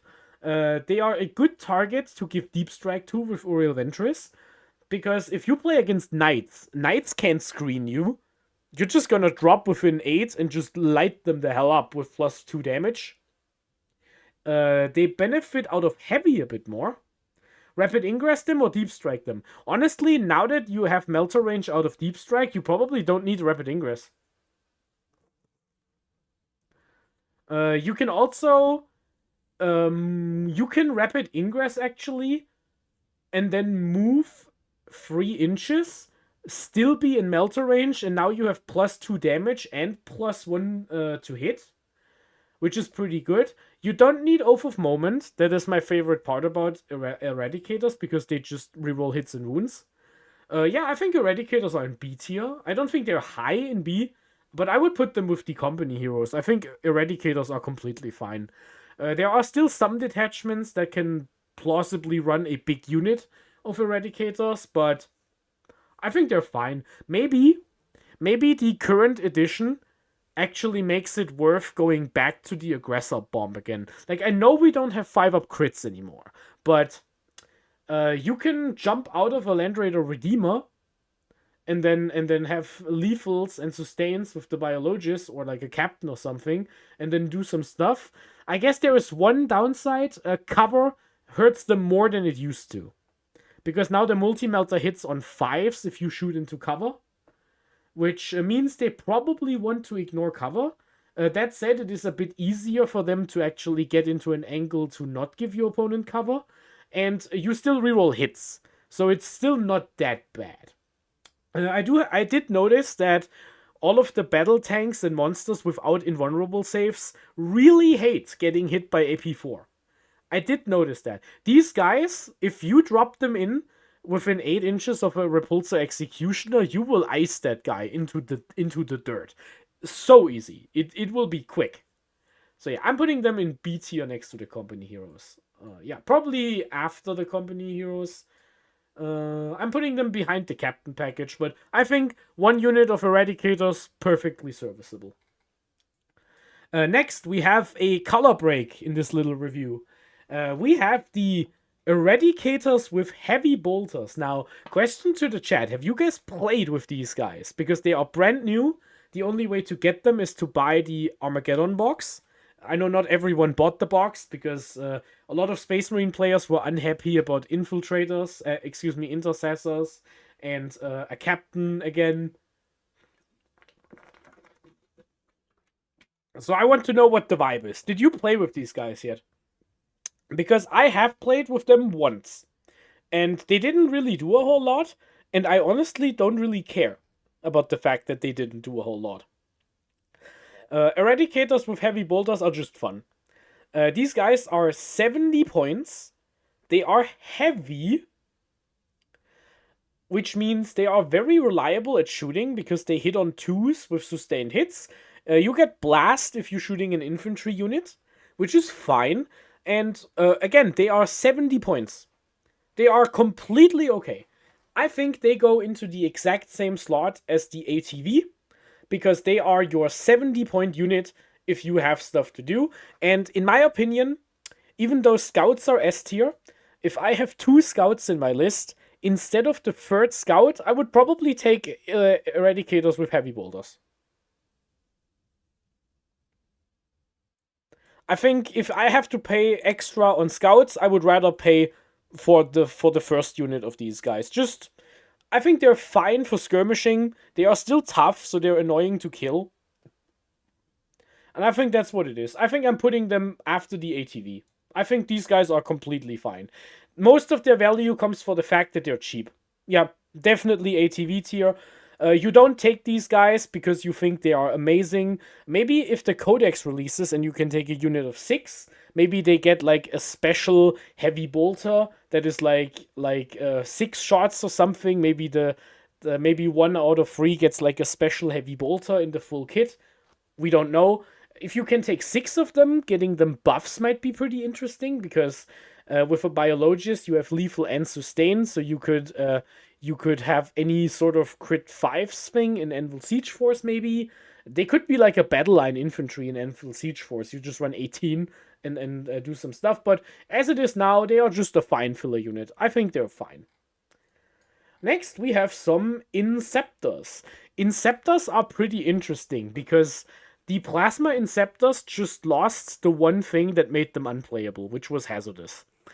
If you roll a 1 for Hazardous now, you only take 1 mortal wound instead of losing an entire model. Every model in that unit at some point used to cost 80 points.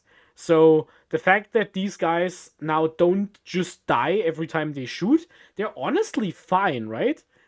Has any of you played with Inceptors? Because I think Inceptors are actually really good, but I haven't gotten around to playing with them yet. No motivation to run in lists. They are good.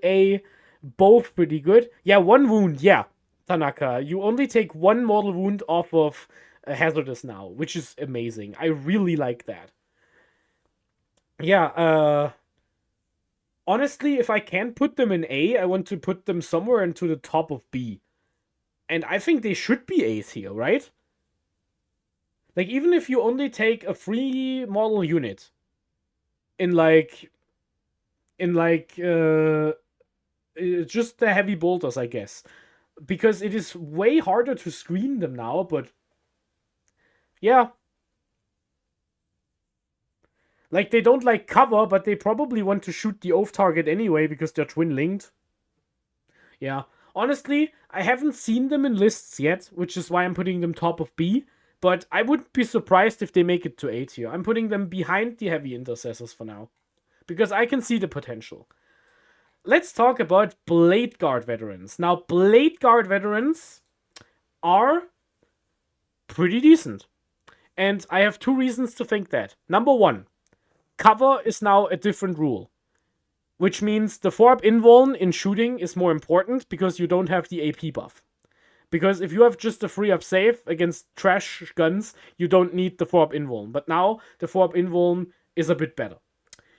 Blade Guards don't need Oath of Moment because they can reroll hits to wound. Blade Guard can combo with Tigurius or the Wardens to have a Psycho unit with reroll 1s and then also reroll 1s on saves, which is pretty good. And you can attach the Wardens and Titus to build the super unit. These guys are only good because of the characters, I agree. There is one reason I want to put them in A tier though, because they got cheaper actually. You see them in a lot more lists now, mostly because of the character support, don't get me wrong, but they also got cheaper. You no longer pay 170 for the first unit. You no longer pay Blood Angels tax. And I think that's pretty good. I think Blade Guard veterans finally made it into a high tier, but Michael is completely correct in my opinion. They only make it because of the character support, not because they are that amazing of a unit. You still have a medium number of attacks that aren't that strong. Here we go. A tier. I'm putting them behind the JPI because I think JPI are just generically good, whereas the Blade Guard are only good in certain detachments. Take it easy, Mizuki. Good night. As we talk about Vanguard veterans. Vanguard veterans are probably objectively like low B, but I'm putting them in D tier behind the chaplains because I want to play with the new datasheet and we can't yet. Next unit. Sternguard veterans. Now, Sternguard veterans. These guys are going so hard. It is unbelievable how hard Sternguard veterans are going with the Librarius rules. Now, these guys are going up. The question is, how far do they go up? And I would argue it's not S tier. I think it's not S tier because Gladius can't use Librarius. If Gladius had Librarius, oh my goodness, that would be crazy. Now, there's also the second function Sternguard veterans have, which is a 5-man unit with a captain can do the same thing as the assault intercessors, just in a different way. Instead of being on an objective, you need Oath of Moment, and it's kind of the same thing. But yeah, I think they go ahead of the Librarian. I think the Sternguard is the more important point between those two, because I would play Sternguard without the Librarian with a captain sometimes, but I will never play a Librarian without the Sternguard. And for that reason, I think the Sternguard are ahead, but these two are a package deal. You will see this unit a lot. Don't even think about how many times you will see it. You will see this at least once per event if there are any non-Ultramarine armies registered. If you see Raven Guard or Salamanders, you will see this unit. And if you see Ultramarines, you might also see this unit. If there's some crazy people like me who play Reclamation Force, there's a good shot you will see them. Next, we have Assault Terminators. These guys used to formerly be in D tier. Now, do we put them up into C? Do we put them up into B? If you believe they are A tier, you are crazy. The thing is, though, I don't think B is unreasonable. High A? Nope, never ever. They are better than with the Librarian, that is true. You are crazy like me? No, I will not put Assault Terminators in A. That is not happening. I will end the stream before that happens.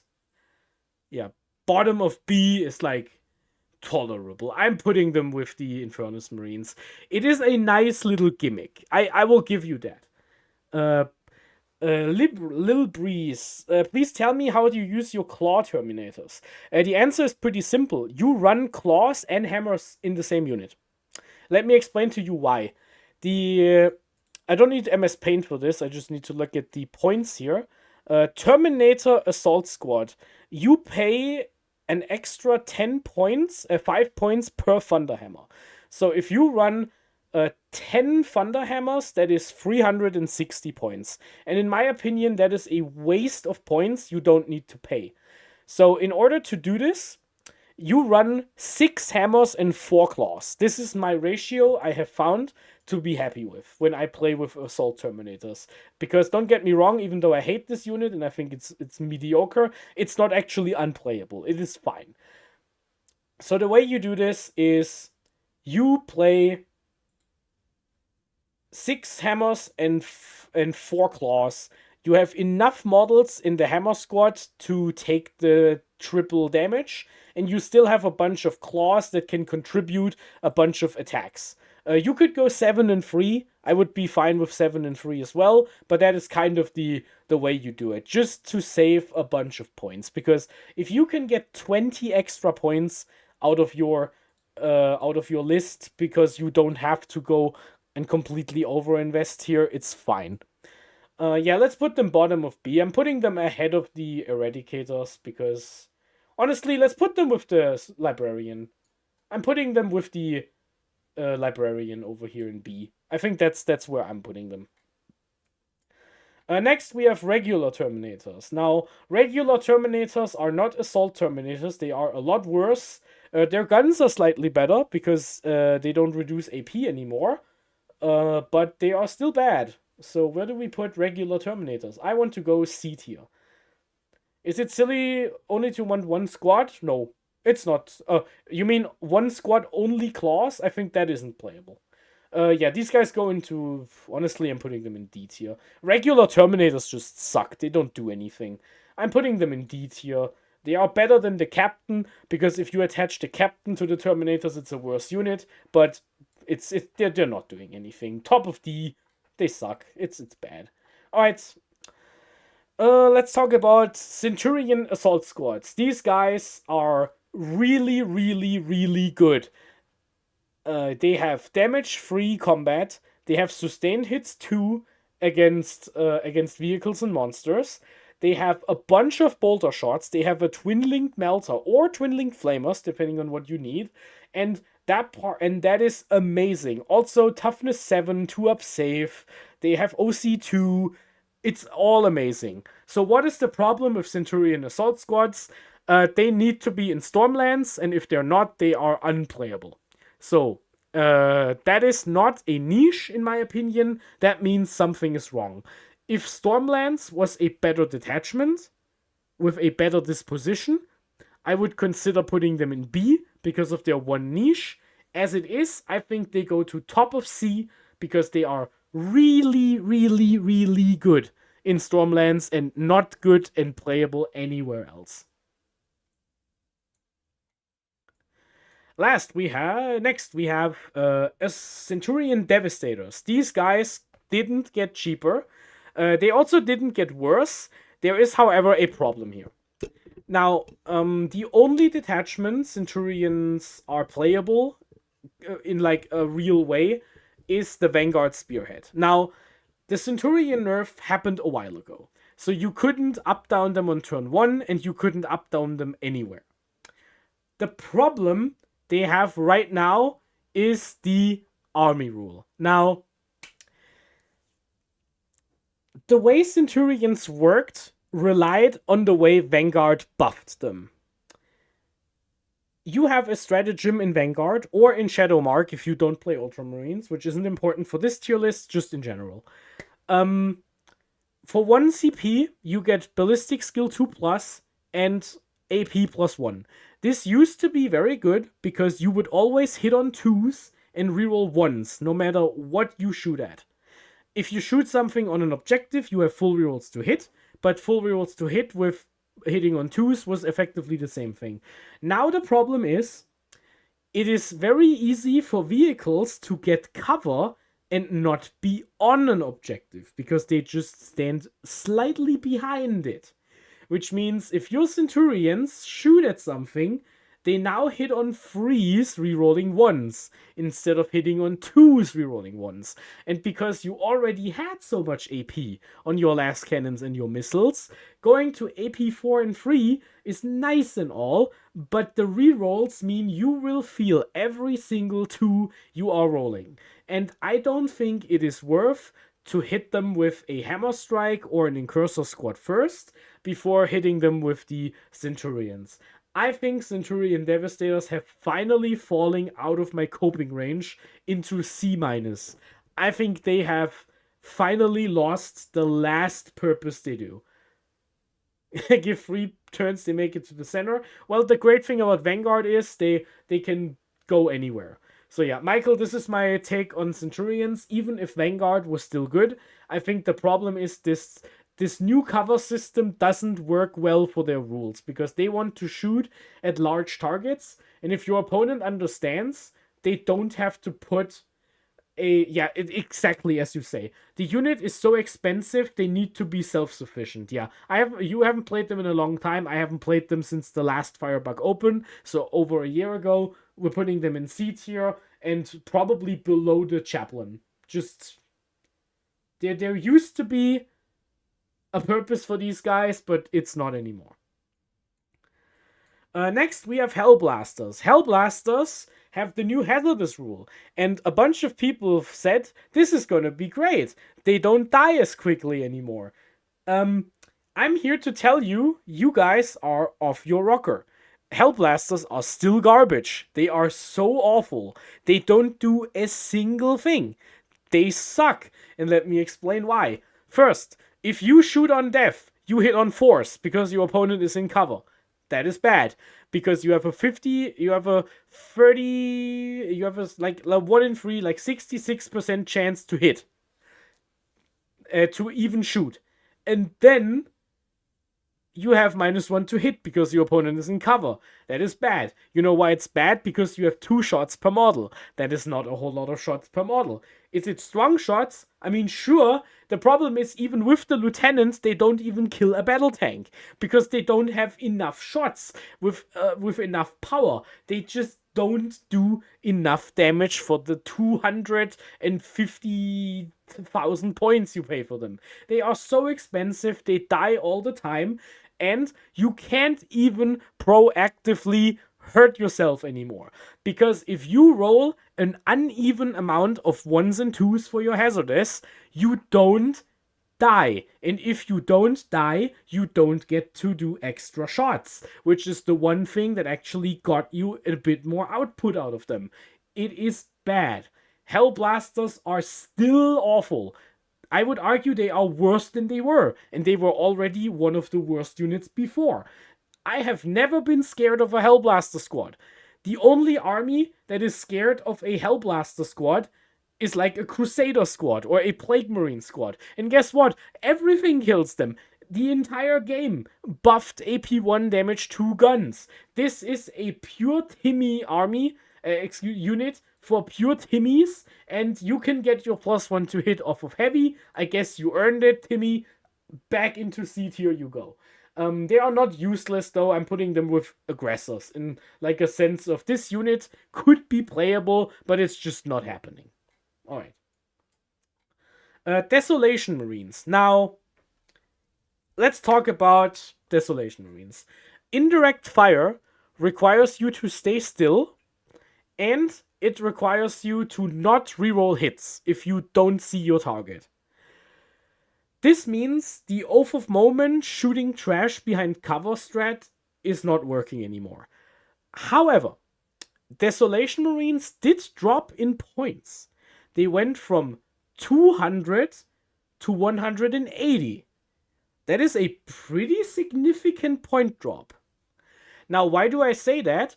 Their guns actually really like the new cover rules, because having AP2 on their missiles was probably their biggest problem to do life-size damage to something. Because you would just hit on freeze, I guess, on force, and then your opponent has a 4-up save, because you only have 1 functional AP.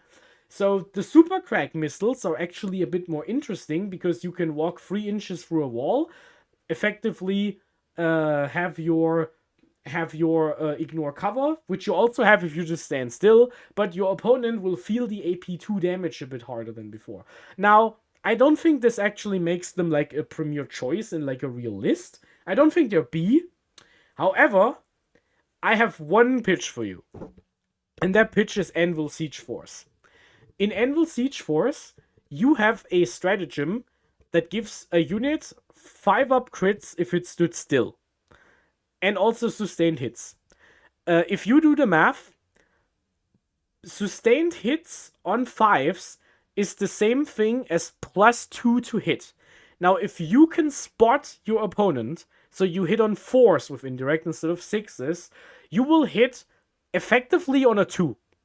Basically, you will roll the same amount of like 5s and 6s as 2 and 3s, which should like equal out. So basically only your 1s miss. This means in Anvil Siege Force, using them as a non-oath, just unit that stands somewhere, they ignore cover, so they don't need plunging fire or do anything, and they get the +1 to hit from heavy in that detachment, because they don't normally have heavy, so they will hit on 4s every single time, and you will crit on 5, so you will hit on 2. So this is basically just spend 1 CP, shoot at trash units, and be happy with it. Is that good enough to warrant a placing outside of C tier? No, but I wanted to bring it up because I think it's funny. I'm putting them in C. I'm putting them above the Hellblasters just to send a message, because I hate Hellblasters. Okay. Devastator squads. Is the guy who defended his Devastator Squad Razorback list in the chat right now. If you are not here, I will badmouth you, tell you your list was bad, and I will put them in D tier. Yeah, that's gonna happen. Below the Tactical Marines. Alright. Next, we have the Firestrike Servo Turret. The Firestrike Servo Turret lost its niche, in my opinion. It overwatches on force, which is funny. It likes the cover rule, kind of, because it naturally hits on 2s. Anything else? No, not really. Honestly, their one niche was it was a 75-point vehicle that prevented your opponent from discarding Bring It Down. But now Bring It Down cares about... what do you say? Bring It Down cares about vehicles or models with 10 or more wounds, which the turret doesn't qualify for. It's also really slow. It's also not heavy, so it doesn't really do anything. Yeah, I think this goes into D tier now. I was coping about C tier because it had like one niche as a cheap thing, but now I would rather have a unit of Reavers than a servo turret. So let's put it in D tier. I'm putting it in front of the captain, I guess. Yeah. There we go. Here we have the regular Dreadnought. The regular Dreadnought is bad, and he will get killed when the new codex comes out. So he's going in D tier. Next, this is the Redemptor Dreadnought. The Redemptor Dreadnought had an interesting journey. It started the edition in S tier. Then it was in D tier for like 4 years. Then it got a point drop, and it was in S tier again. And then it got a point increase, and it was like in A tier. And now we have a new edition, and every single time you shoot your gun, you take 3 mortal wounds and make your Dreadnought easier to get killed by your opponent. This guy sucks. The Redemptor Dreadnought is awful. The Redemptor Dreadnought hates the new cover rules in both directions. It doesn't want to hit worse because it has a lot of AP. It doesn't want to be in cover because it liked the +1 save more. And it doesn't do any damage unless you overcharge, and overcharging is twice as likely as before to get you damage. The Redemptor Dreadnought goes into the bottom of C tier because the one niche it has, it is a very tough vehicle. Just put the Gatling on it so it doesn't cost more points, and just have a big old model that does 0 damage, and it's fine. It goes right with the Centurions into C tier because that's about what it does now. It's a lost hero. It lost all of its glory. Next we have the Brutalis Dreadnought, and honestly, everything I said about the Assault Centurions also applies to the Brutalis Dreadnought, with one exception. The Brutalis Dreadnought at least moves 8 inches, so it's not as slow as the other ones, but it still wants to advance and charge and shoot and charge and advance and do both, and you can't ever do both outside of Stormlands. Is the Brutalis Dreadnought playable? I think it is okay. The problem is just I don't think you want to spend the points on it. Having some mortal wounds is actually pretty fun. Again, you can tank shock and do the thing. The problem is you can no longer reroll a charge and tank the shock. And that's just kind of what it is. What's this list? It is a Ultramarine lists for competitive play. We're talking about grand tournaments, RTTs, the general competitive landscape of Warhammer 40k. And for that reason, we're putting the Brutalis Dreadnought right in front of the Assault Centurions, because that's what it is. It's an amazing distraction Carnifex. The problem is there are so many other amazing distraction Carnifexes. Like this one. Let's talk about a unit I actually like after I was poo-pooing the past 5 units. This is the Ballistus Dreadnought.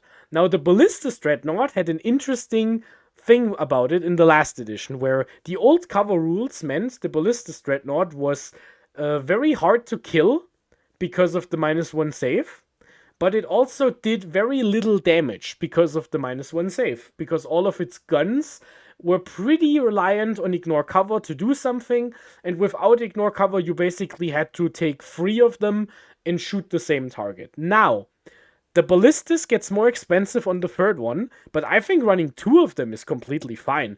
It has reroll hits, which means it is a lot more secure with with the new cover system than it used to be. And honestly, the Ballistus Dreadnought is completely fine. There is nothing wrong with this thing. I think over a long game, this guy will do some stuff. It combos well with Incursors, exactly. It does well with the Stormraven, also pretty good. Yeah, I think the Ballistus Dreadnought is an A tier. Honestly, if you cut 2 Redemptors from your list, you can put 3 Ballistas in, kind of, right? Like, almost. It's like, if you had 2 Redemptors in your old list, that is like 210 points now. So if you put 2 in, it's like 460. Yeah, it's like you could do it, but I think running 2 is completely fine. Yeah, Ballistus Dreadnought, A tier. Probably. I would put it in front of Titus, I think. Yeah, it is replaceable. You can still run. Like a Lancer instead if you prefer that, but I think the Ballistus Dreadnought is where it's at. Next, we have the Invictor Tactical Warsuit. The Invictor Tactical Warsuit didn't meaningfully change. It is actually worse now because you can't smoke it. Actually, you could never smoke. I say that every tier list and someone comments they don't have smoke. So, yeah, this guy sucks. He goes into D tier. Hello, Reaver Lieutenant. Here's your Invictor Warsuit. Enjoy your time. Now, let's talk about a new unit that just showed up in the game.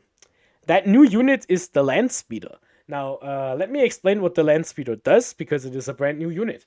It is a 14-inch moving OC-free vehicle with toughness 9 and 8 wounds. It comes with a multi-melter and has a Gatling cannon and a missile, and you will never replace the Gatling cannon with a flamethrower, or I will hit you in the kneecaps with a socket wrench.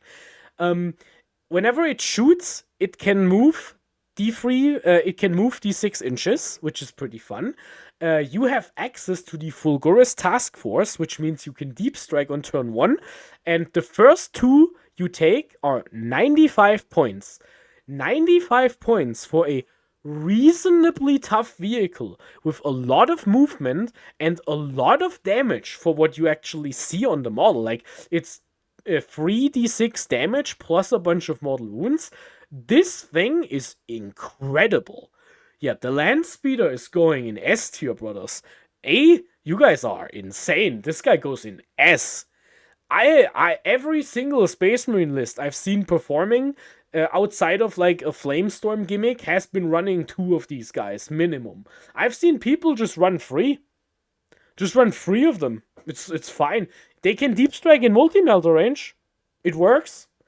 According to the faction pack, the Landspeeder also doesn't have the frame keyword, so you don't have to measure 8-inch from the hull. On the app, it has the frame keyword, but always remember the document takes precedence over the app. So, yeah, for that reason, yeah, this guy goes in S. There's another speeder that deserves that spot. We will talk about that one in a second. I'm putting the Landspeeder, probably because it's new, I'm putting it behind the Gravis Captain. I'm getting it into S. Yeah, we'll get to it soon. Let's talk about a speeder that is not in S tier. And that speeder is the Storm Speeder Hailstrike. This guy gives you +1 AP against infantry. The Hailstrike sucks. It has no relevant guns. It does 0 damage. The buff is very conditional. It's not worthless as a buff, but it is very mediocre because everyone is spamming big vehicles now. Yeah, this guy sucks. I do like that it's cheap. It's 115. And it can deep strike. It's reasonably durable at toughness 9 and 11 wounds, so something's going on. I'm putting this guy in C tier, and I think he's joining the Hellblaster tier over here. I'm putting it in front of the Desolation Marines, probably. Yeah, just to see where it is. It's not a 0 you would play it, but it just doesn't do enough stuff. Next, we have the I will leave the best for last. Let's talk about the Stormspeeder Thunderstrike. This is the one that gives you +1 to wound against vehicles and monsters, which is actually relevant. The main gun hits on 2s, so it is very good at just shooting stuff. It gets a lot of value out of the 1 enhancement in Fulguris, where you can reroll your attack dice and your damage, because this one has a variable damage gun and a variable damage, a variable shotgun and a variable damage thing. And if you don't play Gilliman, the Thunderstrike actually makes sense to play, because in a Calgar list, this guy will actually help you wound stuff. I think the Hammerstrike deserves a place in B tier. I think B is completely reasonable. It is context dependent on whether you have a Gilliman or Calgar list and how much melee versus shooting you actually play, but the Thunderstrike is completely reasonable. I'm putting it in B tier, probably behind the Tech Marine. I think the Thunderstrike is fine. Always remember, turn 1 Deep Strike is really good on all of those speeders in the Fulguris. Okay, here we go. The Stormspeeder Hammerstrike. Now, remember when I said you should just replace your triple Redemptor with triple Ballistas and pay some upgrades? No, you're not gonna do that. The Hammerstrike is your second, or third, or first vehicle in every list, because it can disable cover. The Hammerstrike is amazing. It can deep strike into melter range now, which is a massive improvement to its output. It is reasonably tough for a vehicle with deep strike and 14-inch mobility. You can subtract 2 inches and fly over buildings now, which makes it very easy to get angles for your ignore cover. And here's the best part. The Hammerstrike doesn't benefit from its own rule to ignore cover. How do you fix that? You open your Fulguris task force and you pay 15 points to ignore cover. That's what you do. The Hammerstrike is amazing. The question is not, do you play with a Hammerstrike? The question is, how many Hammerstrikes do you play? I think 1 Hammerstrike is an S tier auto-inclusion. And if you play the Fulguris Task Force, you take 2. We're putting this guy in S tier, and I think this is the last unit that actually goes in front of Marnius Calgar.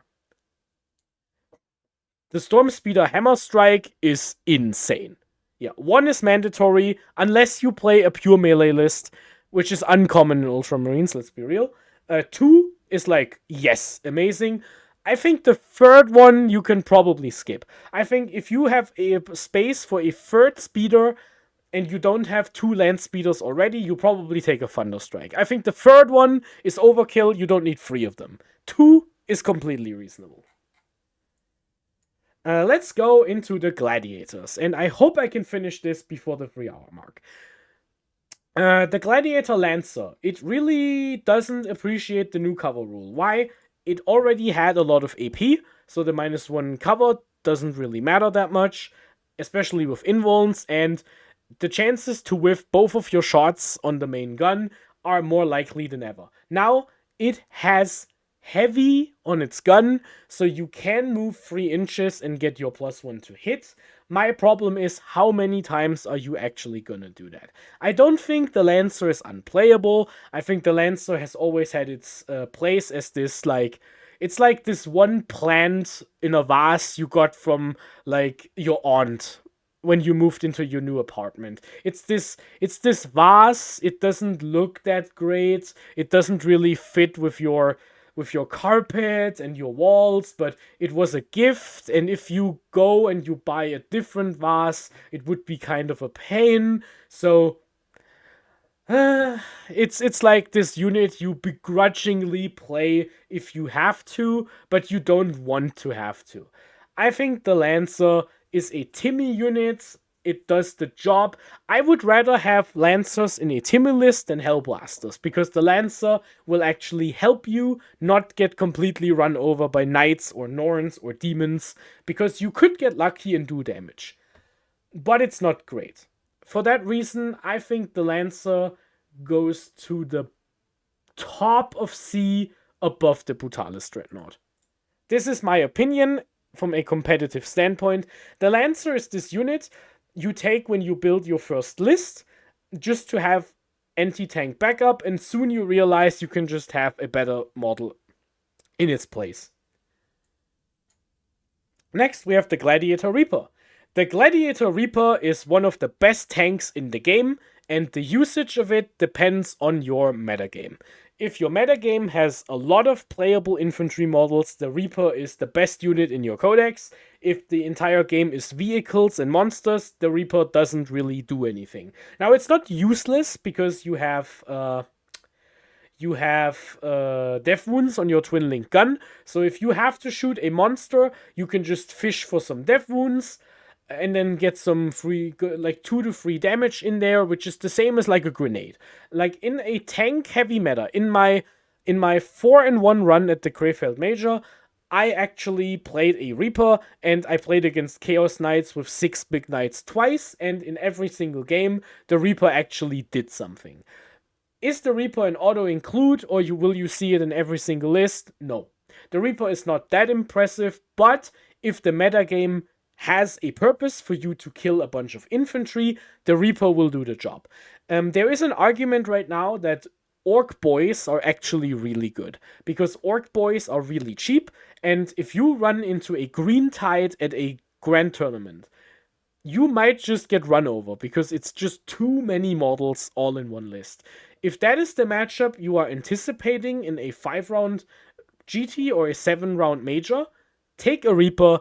It's 160. It's like this insurance policy you can put into your list. It's not necessary, but I would recommend you do it. And for that reason, this guy goes top of B. I'm putting him like in the foremost B slot, because this is just a really good battle tank. The Reaper just does exactly what it says. It doesn't do much more, but that's all you have to ask for it. Top of B. Next, we have the Gladiator Valiant. The Valiant, in my opinion, actually got better with the new cover system because it has a built-in +1 to hit. The problem is still the Valiant just doesn't have great guns. Yeah, the Valiant is better than before. Is the Valiant better than the Lancer? Probably not, because it has to get close. But in Salamanders, with the multi-melters having extra synergy with Vulcan, I actually believe it works. The thing is, in Ultramarines, I think it's like okay. Like, I don't think you actually put it into a list, and for that reason, I would put it with the Hail Strike. It's like one of those things that are like, this is fine, but it just doesn't do enough. I'm putting him in front of the Hail Strike. There we go. Next, we have the Predator Destructor. The Predator Destructor is a worse version of the Gladiator Reaper, in my opinion. You would think it does a bit better against heavy infantry, because you have like AP4 las cannons and AP2 rapid fire battle cannons on your little Predator, and you can blow up a bunch of Terminators, blah blah blah. In reality, the amount of shots a Reaper can pull out with Storm of Fire and AP 2-in-1 and ignore cover is just doing more damage. My Gladiator Reaper had a death toll of Death Shot Terminators, and those are 4-wound models. It's just good. That said, the Predator Destructor is not bad. I think this is a B tier unit in Eradicator tier. I think the Predator Destructor is completely fine. I actually think it got better now, because now you can have Oath of Moment and way more AP than before. Basically, the old rule was ignore cover. The new rule is you just do more damage if you can fix the hit problem, which I think is a pretty reasonable thing to do. Yeah, the Predator Destructor goes into B tier. I'm putting it right with the Eradicators, in my opinion. I think this is a perfectly fine model to play, especially if you are in an Iron Storm type situation. The Predator Annihilator, on the other hand, is actually really good. I think the Predator Annihilator is one of the cheapest things with the most output you can put into a list. I would actually think, without context, this thing is the second best vehicle after the Thunderstrike and the Landspeeder. I guess the third best. Just because it's so cheap. In a normal list that doesn't need Oath for combat, like a Wreck Force or like a Gladius with like one Victrix unit that hits on 2s and has access to the land strat, where you can dedicate your Oath to like one anti-tank thing, I think the the Predator Annihilator does a perfectly fine job. It does perfectly well with Oath, it doesn't do much without Oath, and it is basically just a situation of, do you run a list that needs it? And if you do, it's fine. I think the Gladiator Annihilator goes in front of the Predator Destructor, and I think it's completely fine. It's really cheap for what you get, and that niche of cheap vehicle is getting threatened a bit by the Land Speeder right now, but there's nothing wrong with a Predator. I think the Predator is completely fine. Next, we talk about the Vindicator. Let's talk about the Vindicator a little bit, because I think the Vindicator is pretty interesting. Now, the Vindicator really liked the old cover rules because of the 2-up save. The Vindicator, however, also likes the new cover rules, because offensively, it shoots a lot harder into these 3-up save, no armor tanks that are standing behind corners, because now they have to take 6-up saves, and it is much easier to fix the hit problem than it is to fix the AP problem, because you can hammer strike something to hit it better, but you can't hammer strike something to do more damage, which is what you could do before, but never mind. So yeah, the Vindicator. Where do we put the Vindicator? The third Vindicator is more expensive, but I think that's fine, because the Vindicator is fine in duos. I think 2 Vindicators is still just a really good unit.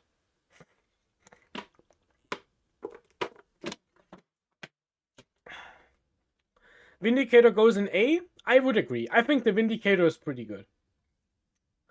I think the Vindicator goes right next to its best friend, the Ballistus Dreadnought. I think it's worse than the Ballistus in, like, I think you would rather have a Ballistus in, like, most lists as like a shooting filler, but the Vindicator is still pretty good. I think the tank spam lists want to run Vindicators. I think the old Gillim and Parking Lot Gladius still wants to have 2 Vindicators, and yeah, I think the Vindicator is just a pretty good tank. The one thing I want to say about it is, I believe you want to run a detachment with advance and shoot. You definitely want to be in an assault detachment for the Vindicator to be good. So don't play Vindicators in Reclamation Force. Next, we have the Whirlwind. Remember all of those redeeming qualities I mentioned about the Desolation Marines? Now take all of that away, and you have a Battle Shock shooting artillery piece that does 0 damage and it hits on 6s. The Whirlwind is garbage. It is horrendously bad. This guy goes into the trash. I'm putting him below the Apothecary. The Whirlwind sucks. It is so bad. Next, D-tier Whirlwind, by the way. So, we have the regular Land Raider. I think the regular Land Raider goes into C tier because it has some problem with the 24-inch will cover every objective you will be on in Rec Force. The problem is not the objectives I have to be on. The problem is the objectives I want to be on myself. If you can't advance and shoot, you won't make it on the objective and also shoot something. Tow-in terrain is something the Vindicator wants, but if I can't drive on an objective out of my deployment zone and still shoot, the Vindicator loses a lot of its threat potential. And that is the main problem I have with the Vindicator. Back to the Land Raider. The regular Land Raider is completely fine. It's also really cheap. The problem is the third Land Raider goes up by so many points, you can just play a Redeemer instead, which is just better. I think there's something wrong with the regular Land Raider, and that something is the transport capacity. There's still 12 models, which is a bit awkward to finagle around. I don't think it's like the worst thing in the world, but I think it's not optimal. I would put the regular Land Raider behind the Phobos Librarian into C tier. Next, we have the Land Raider Crusader. The Land Raider Crusader goes into D tier because it is the same problem as a regular Land Raider, except it can transport 16 models, but it doesn't do any damage. Twin-linked +1 to wound Hurricane Bolters are pretty good, and the Crusader is cheap, but I don't think the Crusader by itself is anything playable. I'm putting this guy behind the 2 Terminators in D tier, and that's where the Crusader is gonna go. Shoutouts to one thing. If you have a Land Raider spam list like Mark Hurdle, or if you are exactly the person called Mark Hurtle, please ignore my tier list and do whatever you want. Mark, you are an excellent 40k player. You can do whatever you want. Don't listen to me. You do you. You are good enough. Next, the Land Raider Redeemer. The Land Raider Redeemer is entering my list of like sneakily pretty good units now. You need something that can threaten Overwatch. You want to transport some models to the front. You want something that is just very difficult to kill, especially in Blades of Ultramar with the -1 to wound. Oh boy, do I have a model for you. It's called the Land Raider Redeemer. This guy is sick. The Land Raider Redeemer is awesome. Replacing second Repex with a Redeemer, I can see it. Brother, I am so down with the Redeemer in A tier, you don't even know. I'm actually putting the Redeemer ahead of the Sternguard, kind of. No, let's put it behind the Sternguard. In A tier, I think the Redeemer is awesome. Yeah, you can do some turn 1 charge stuff. Having a transport to reactive move into is always good in every detachment with a reactive move. It is good in every detachment that doesn't have open moment to spare, because you just need auto-hitting flame cannons. Great. It is a pain in the ass if it's in the center, but behind every visible ruin. So if your opponent steps into the center to shoot it, they get overwatched and die. That is just fun. Also, Eldar are bad right now, and Eldar are the only army the Redeemer doesn't do anything against. For that reason, the Redeemer goes into A tier, and I'm putting him in front of the Ballistas Dreadnought. Good thing. I love the Redeemer. Also, bonus points in Firestorm, where it goes up to strength 7. Next, we have the regular Repulsor, and I'm putting the regular Repulsor in B tier because it is the best way to transport your Sternguard, in my opinion.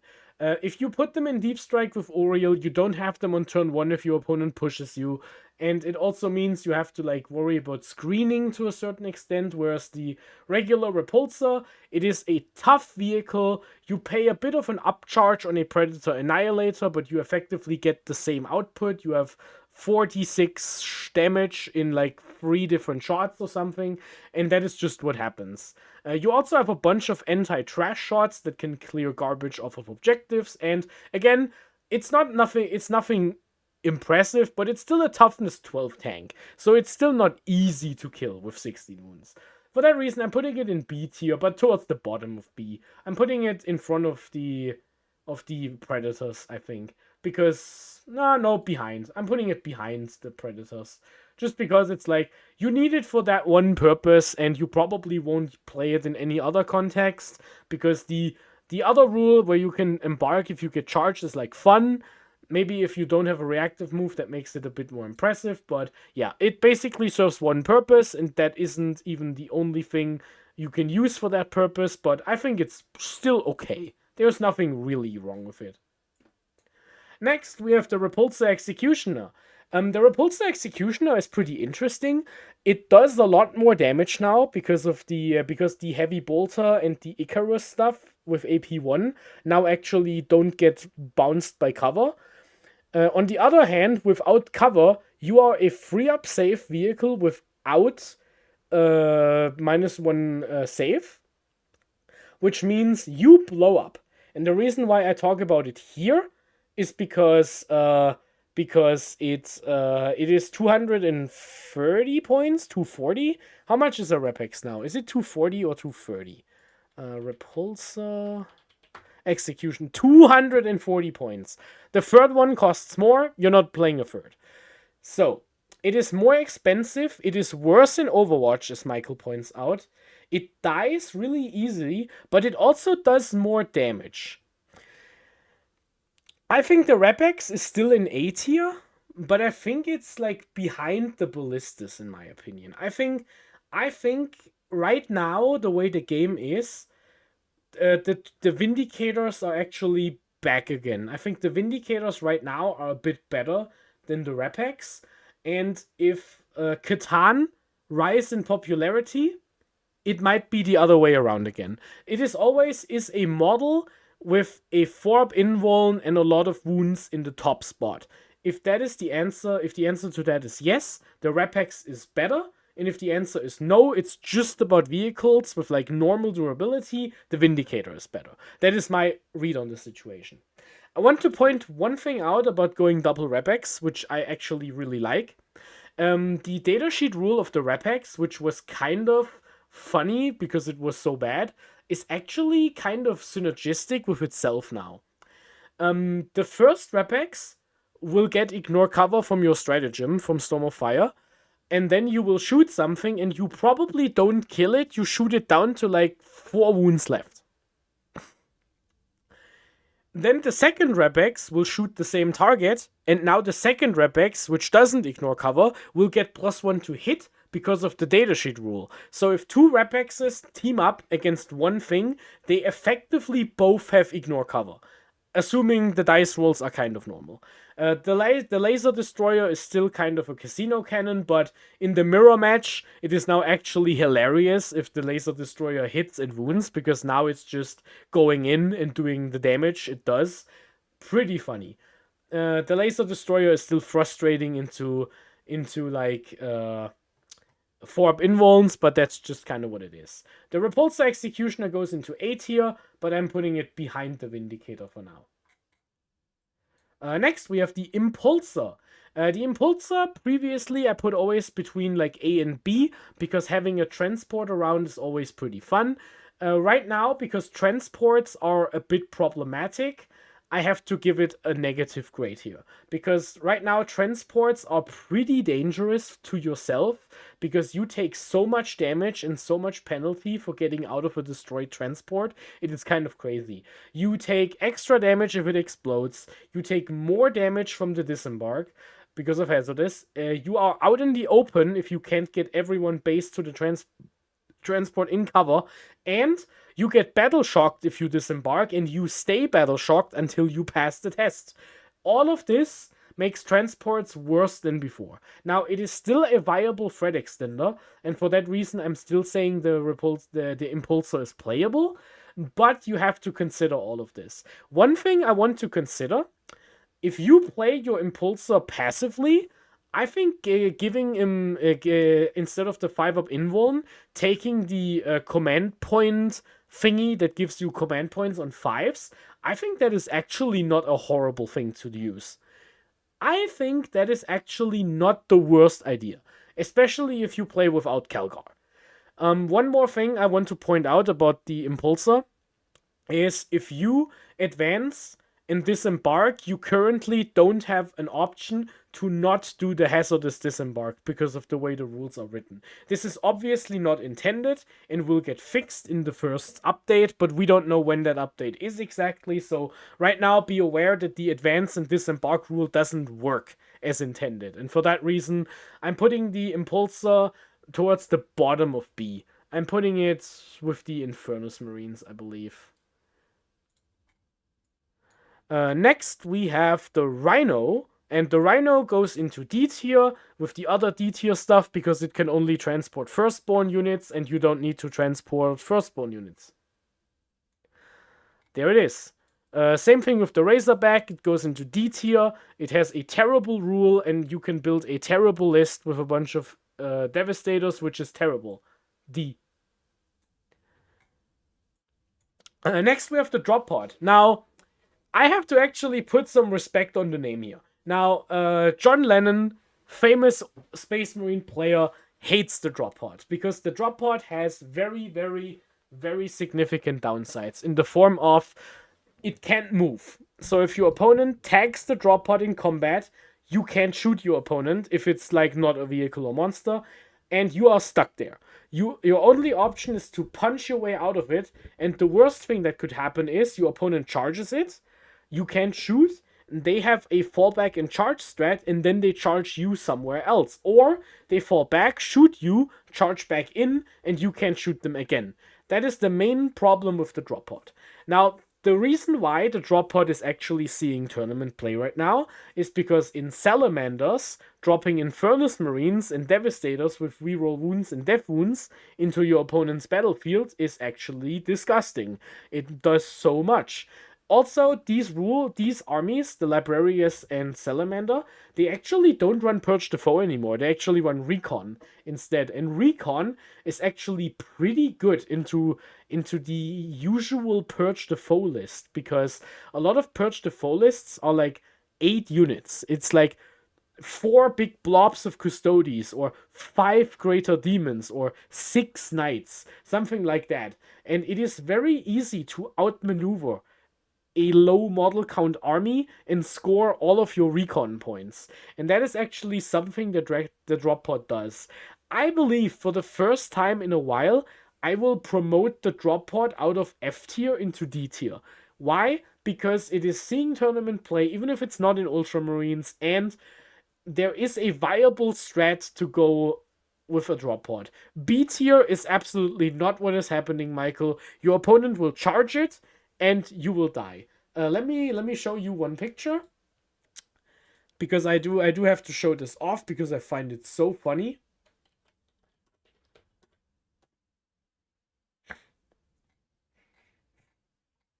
Where it is. So here we go. We can. I will hit the MS Paint, but for a different reason now. Let's listen to the man himself. Let's listen to Mr. Lennon here. Paint. Let me open the screenshots. And I will just talk. For Sally's, it's B, but we're not in Sally's right now. This is the Ultramarine review. And there it is. The screenshot. John Lennon says, the drop pod is usually good and usually not a liability. So a lot of my critique of it is exaggerated for my own amusement, but I play Marines for the risk mitigation, usually ain't enough. You adding an unfortunate risk to your Marine army by putting a drop pod into it, and something like this could happen. Where is the image? I want where's the photo? If I can't find it, I will not post it, but he posted a really, really funny image of like 15 different units being in combat with one drop pod, and then just having the fallback stuff. It is so funny. I can't find it right now, I'm sorry. But yeah, maybe I will add it to the top comment if I can find it, but that is what that is. Did I just close my streaming software? No, I didn't. Okay. Alright, let's continue. We're almost done. Drop pods, C tier, bottom of C, behind the Redemptor Dreadnought, I guess. Yeah. Honestly, behind the Eliminators, just because it's so jank. Next, we have the big old ship, the Stormraven. The Stormraven was updated to no longer be an aircraft model, so it escapes the F tier by definition. Now, what does the Stormraven do? The Stormraven really likes the new cover rules. Stormlands pays 280 points, which is a lot of points, for a -2 to hit, -1 to wound, -1 damage unit, and it can move over terrain. You just pay the 2 inches and you move over terrain, so you fly 12 instead of 14, which is plenty if you have an assault stratagem. You can still go on your Stormraven runs. You just fly up 12 and then you drop your ballistas and then you advance a speeder and give it assault, and then you have this triple activation punch out of nowhere in some flank, which you can scam into a lot of stuff. Yeah. The Stormraven is good. The problem is the Stormlands is Disruption primary. I didn't actually hate Disruption primary. I have only played 3 games with Stormlands, so it isn't exactly like the biggest sample size, but I actually do think the Stormraven is viable. Only in Stormlands. And here's the problem. You have to be the guy who wants to play a Stormlands list, and I think a Stormlands list right now looks more like the OG Stormlands than it did the like triple Redemptor Stormlands. That was like a stat check. I think you have to play a bunch of MSU. You have to aim for like 14, 15 units with Gilliman, double ballistas, double speeder, Stormraven, that kind of like list building, and you somehow have to make it work. This is why in my Stormlands I actually cut my Victrix card for company heroes so I could get another unit into the list. And that's basically where I landed with this overall concept. I think Stormlands is viable. It's just not the best detachment you could play. I'm putting the Stormraven in B tier because I still believe, and it's not like the Assault Centurions where they're only good in Stormlands and do nothing else, and you could just run something else in the same spot, like the Brutalis. The Stormraven is irreplaceable. Now, if you play against a Psychic army or Tau, and they shoot your Stormraven ignoring all of your buffs, you will be very sad. But if that doesn't happen, this thing is indestructible. It will never die. Believe me. We're going into B tier, and I'll put it in front of the captain in the bottom of B. And we have finally reached the two airplanes. I'll just discuss them together because I honestly don't know which one is which, and I will never bother to learn. Airplanes work completely different now. So airplanes now enter the battlefield from the sides, out of reserve. They can then shoot with normal line of sight and no plunging fire. And then after they're done shooting, they will leave the table and come back somewhere else and do it again. So effectively, if an airplane doesn't get shot, it is a repeatable source of damage that up-downs for free every single turn. The problem is the points right now. I see the points on the planes, and I can't imagine the weapons are worth paying the points for. And this is why I'm putting both of the airplanes into the F tier, where they belong. However, if in any faction an airplane becomes playable, I would not be surprised. Wholeheartedly. And last, we have the Hammerfall Bunker, and I will use my time with the Hammerfall Bunker in F tier to just thank all of you for watching the tier list with me. It was really fun interacting with all of you in chat. We still have a bunch of concurrent viewers. We have some viewers over here on Twitch. We have a lot of viewers on YouTube, especially you guys on the YouTube side.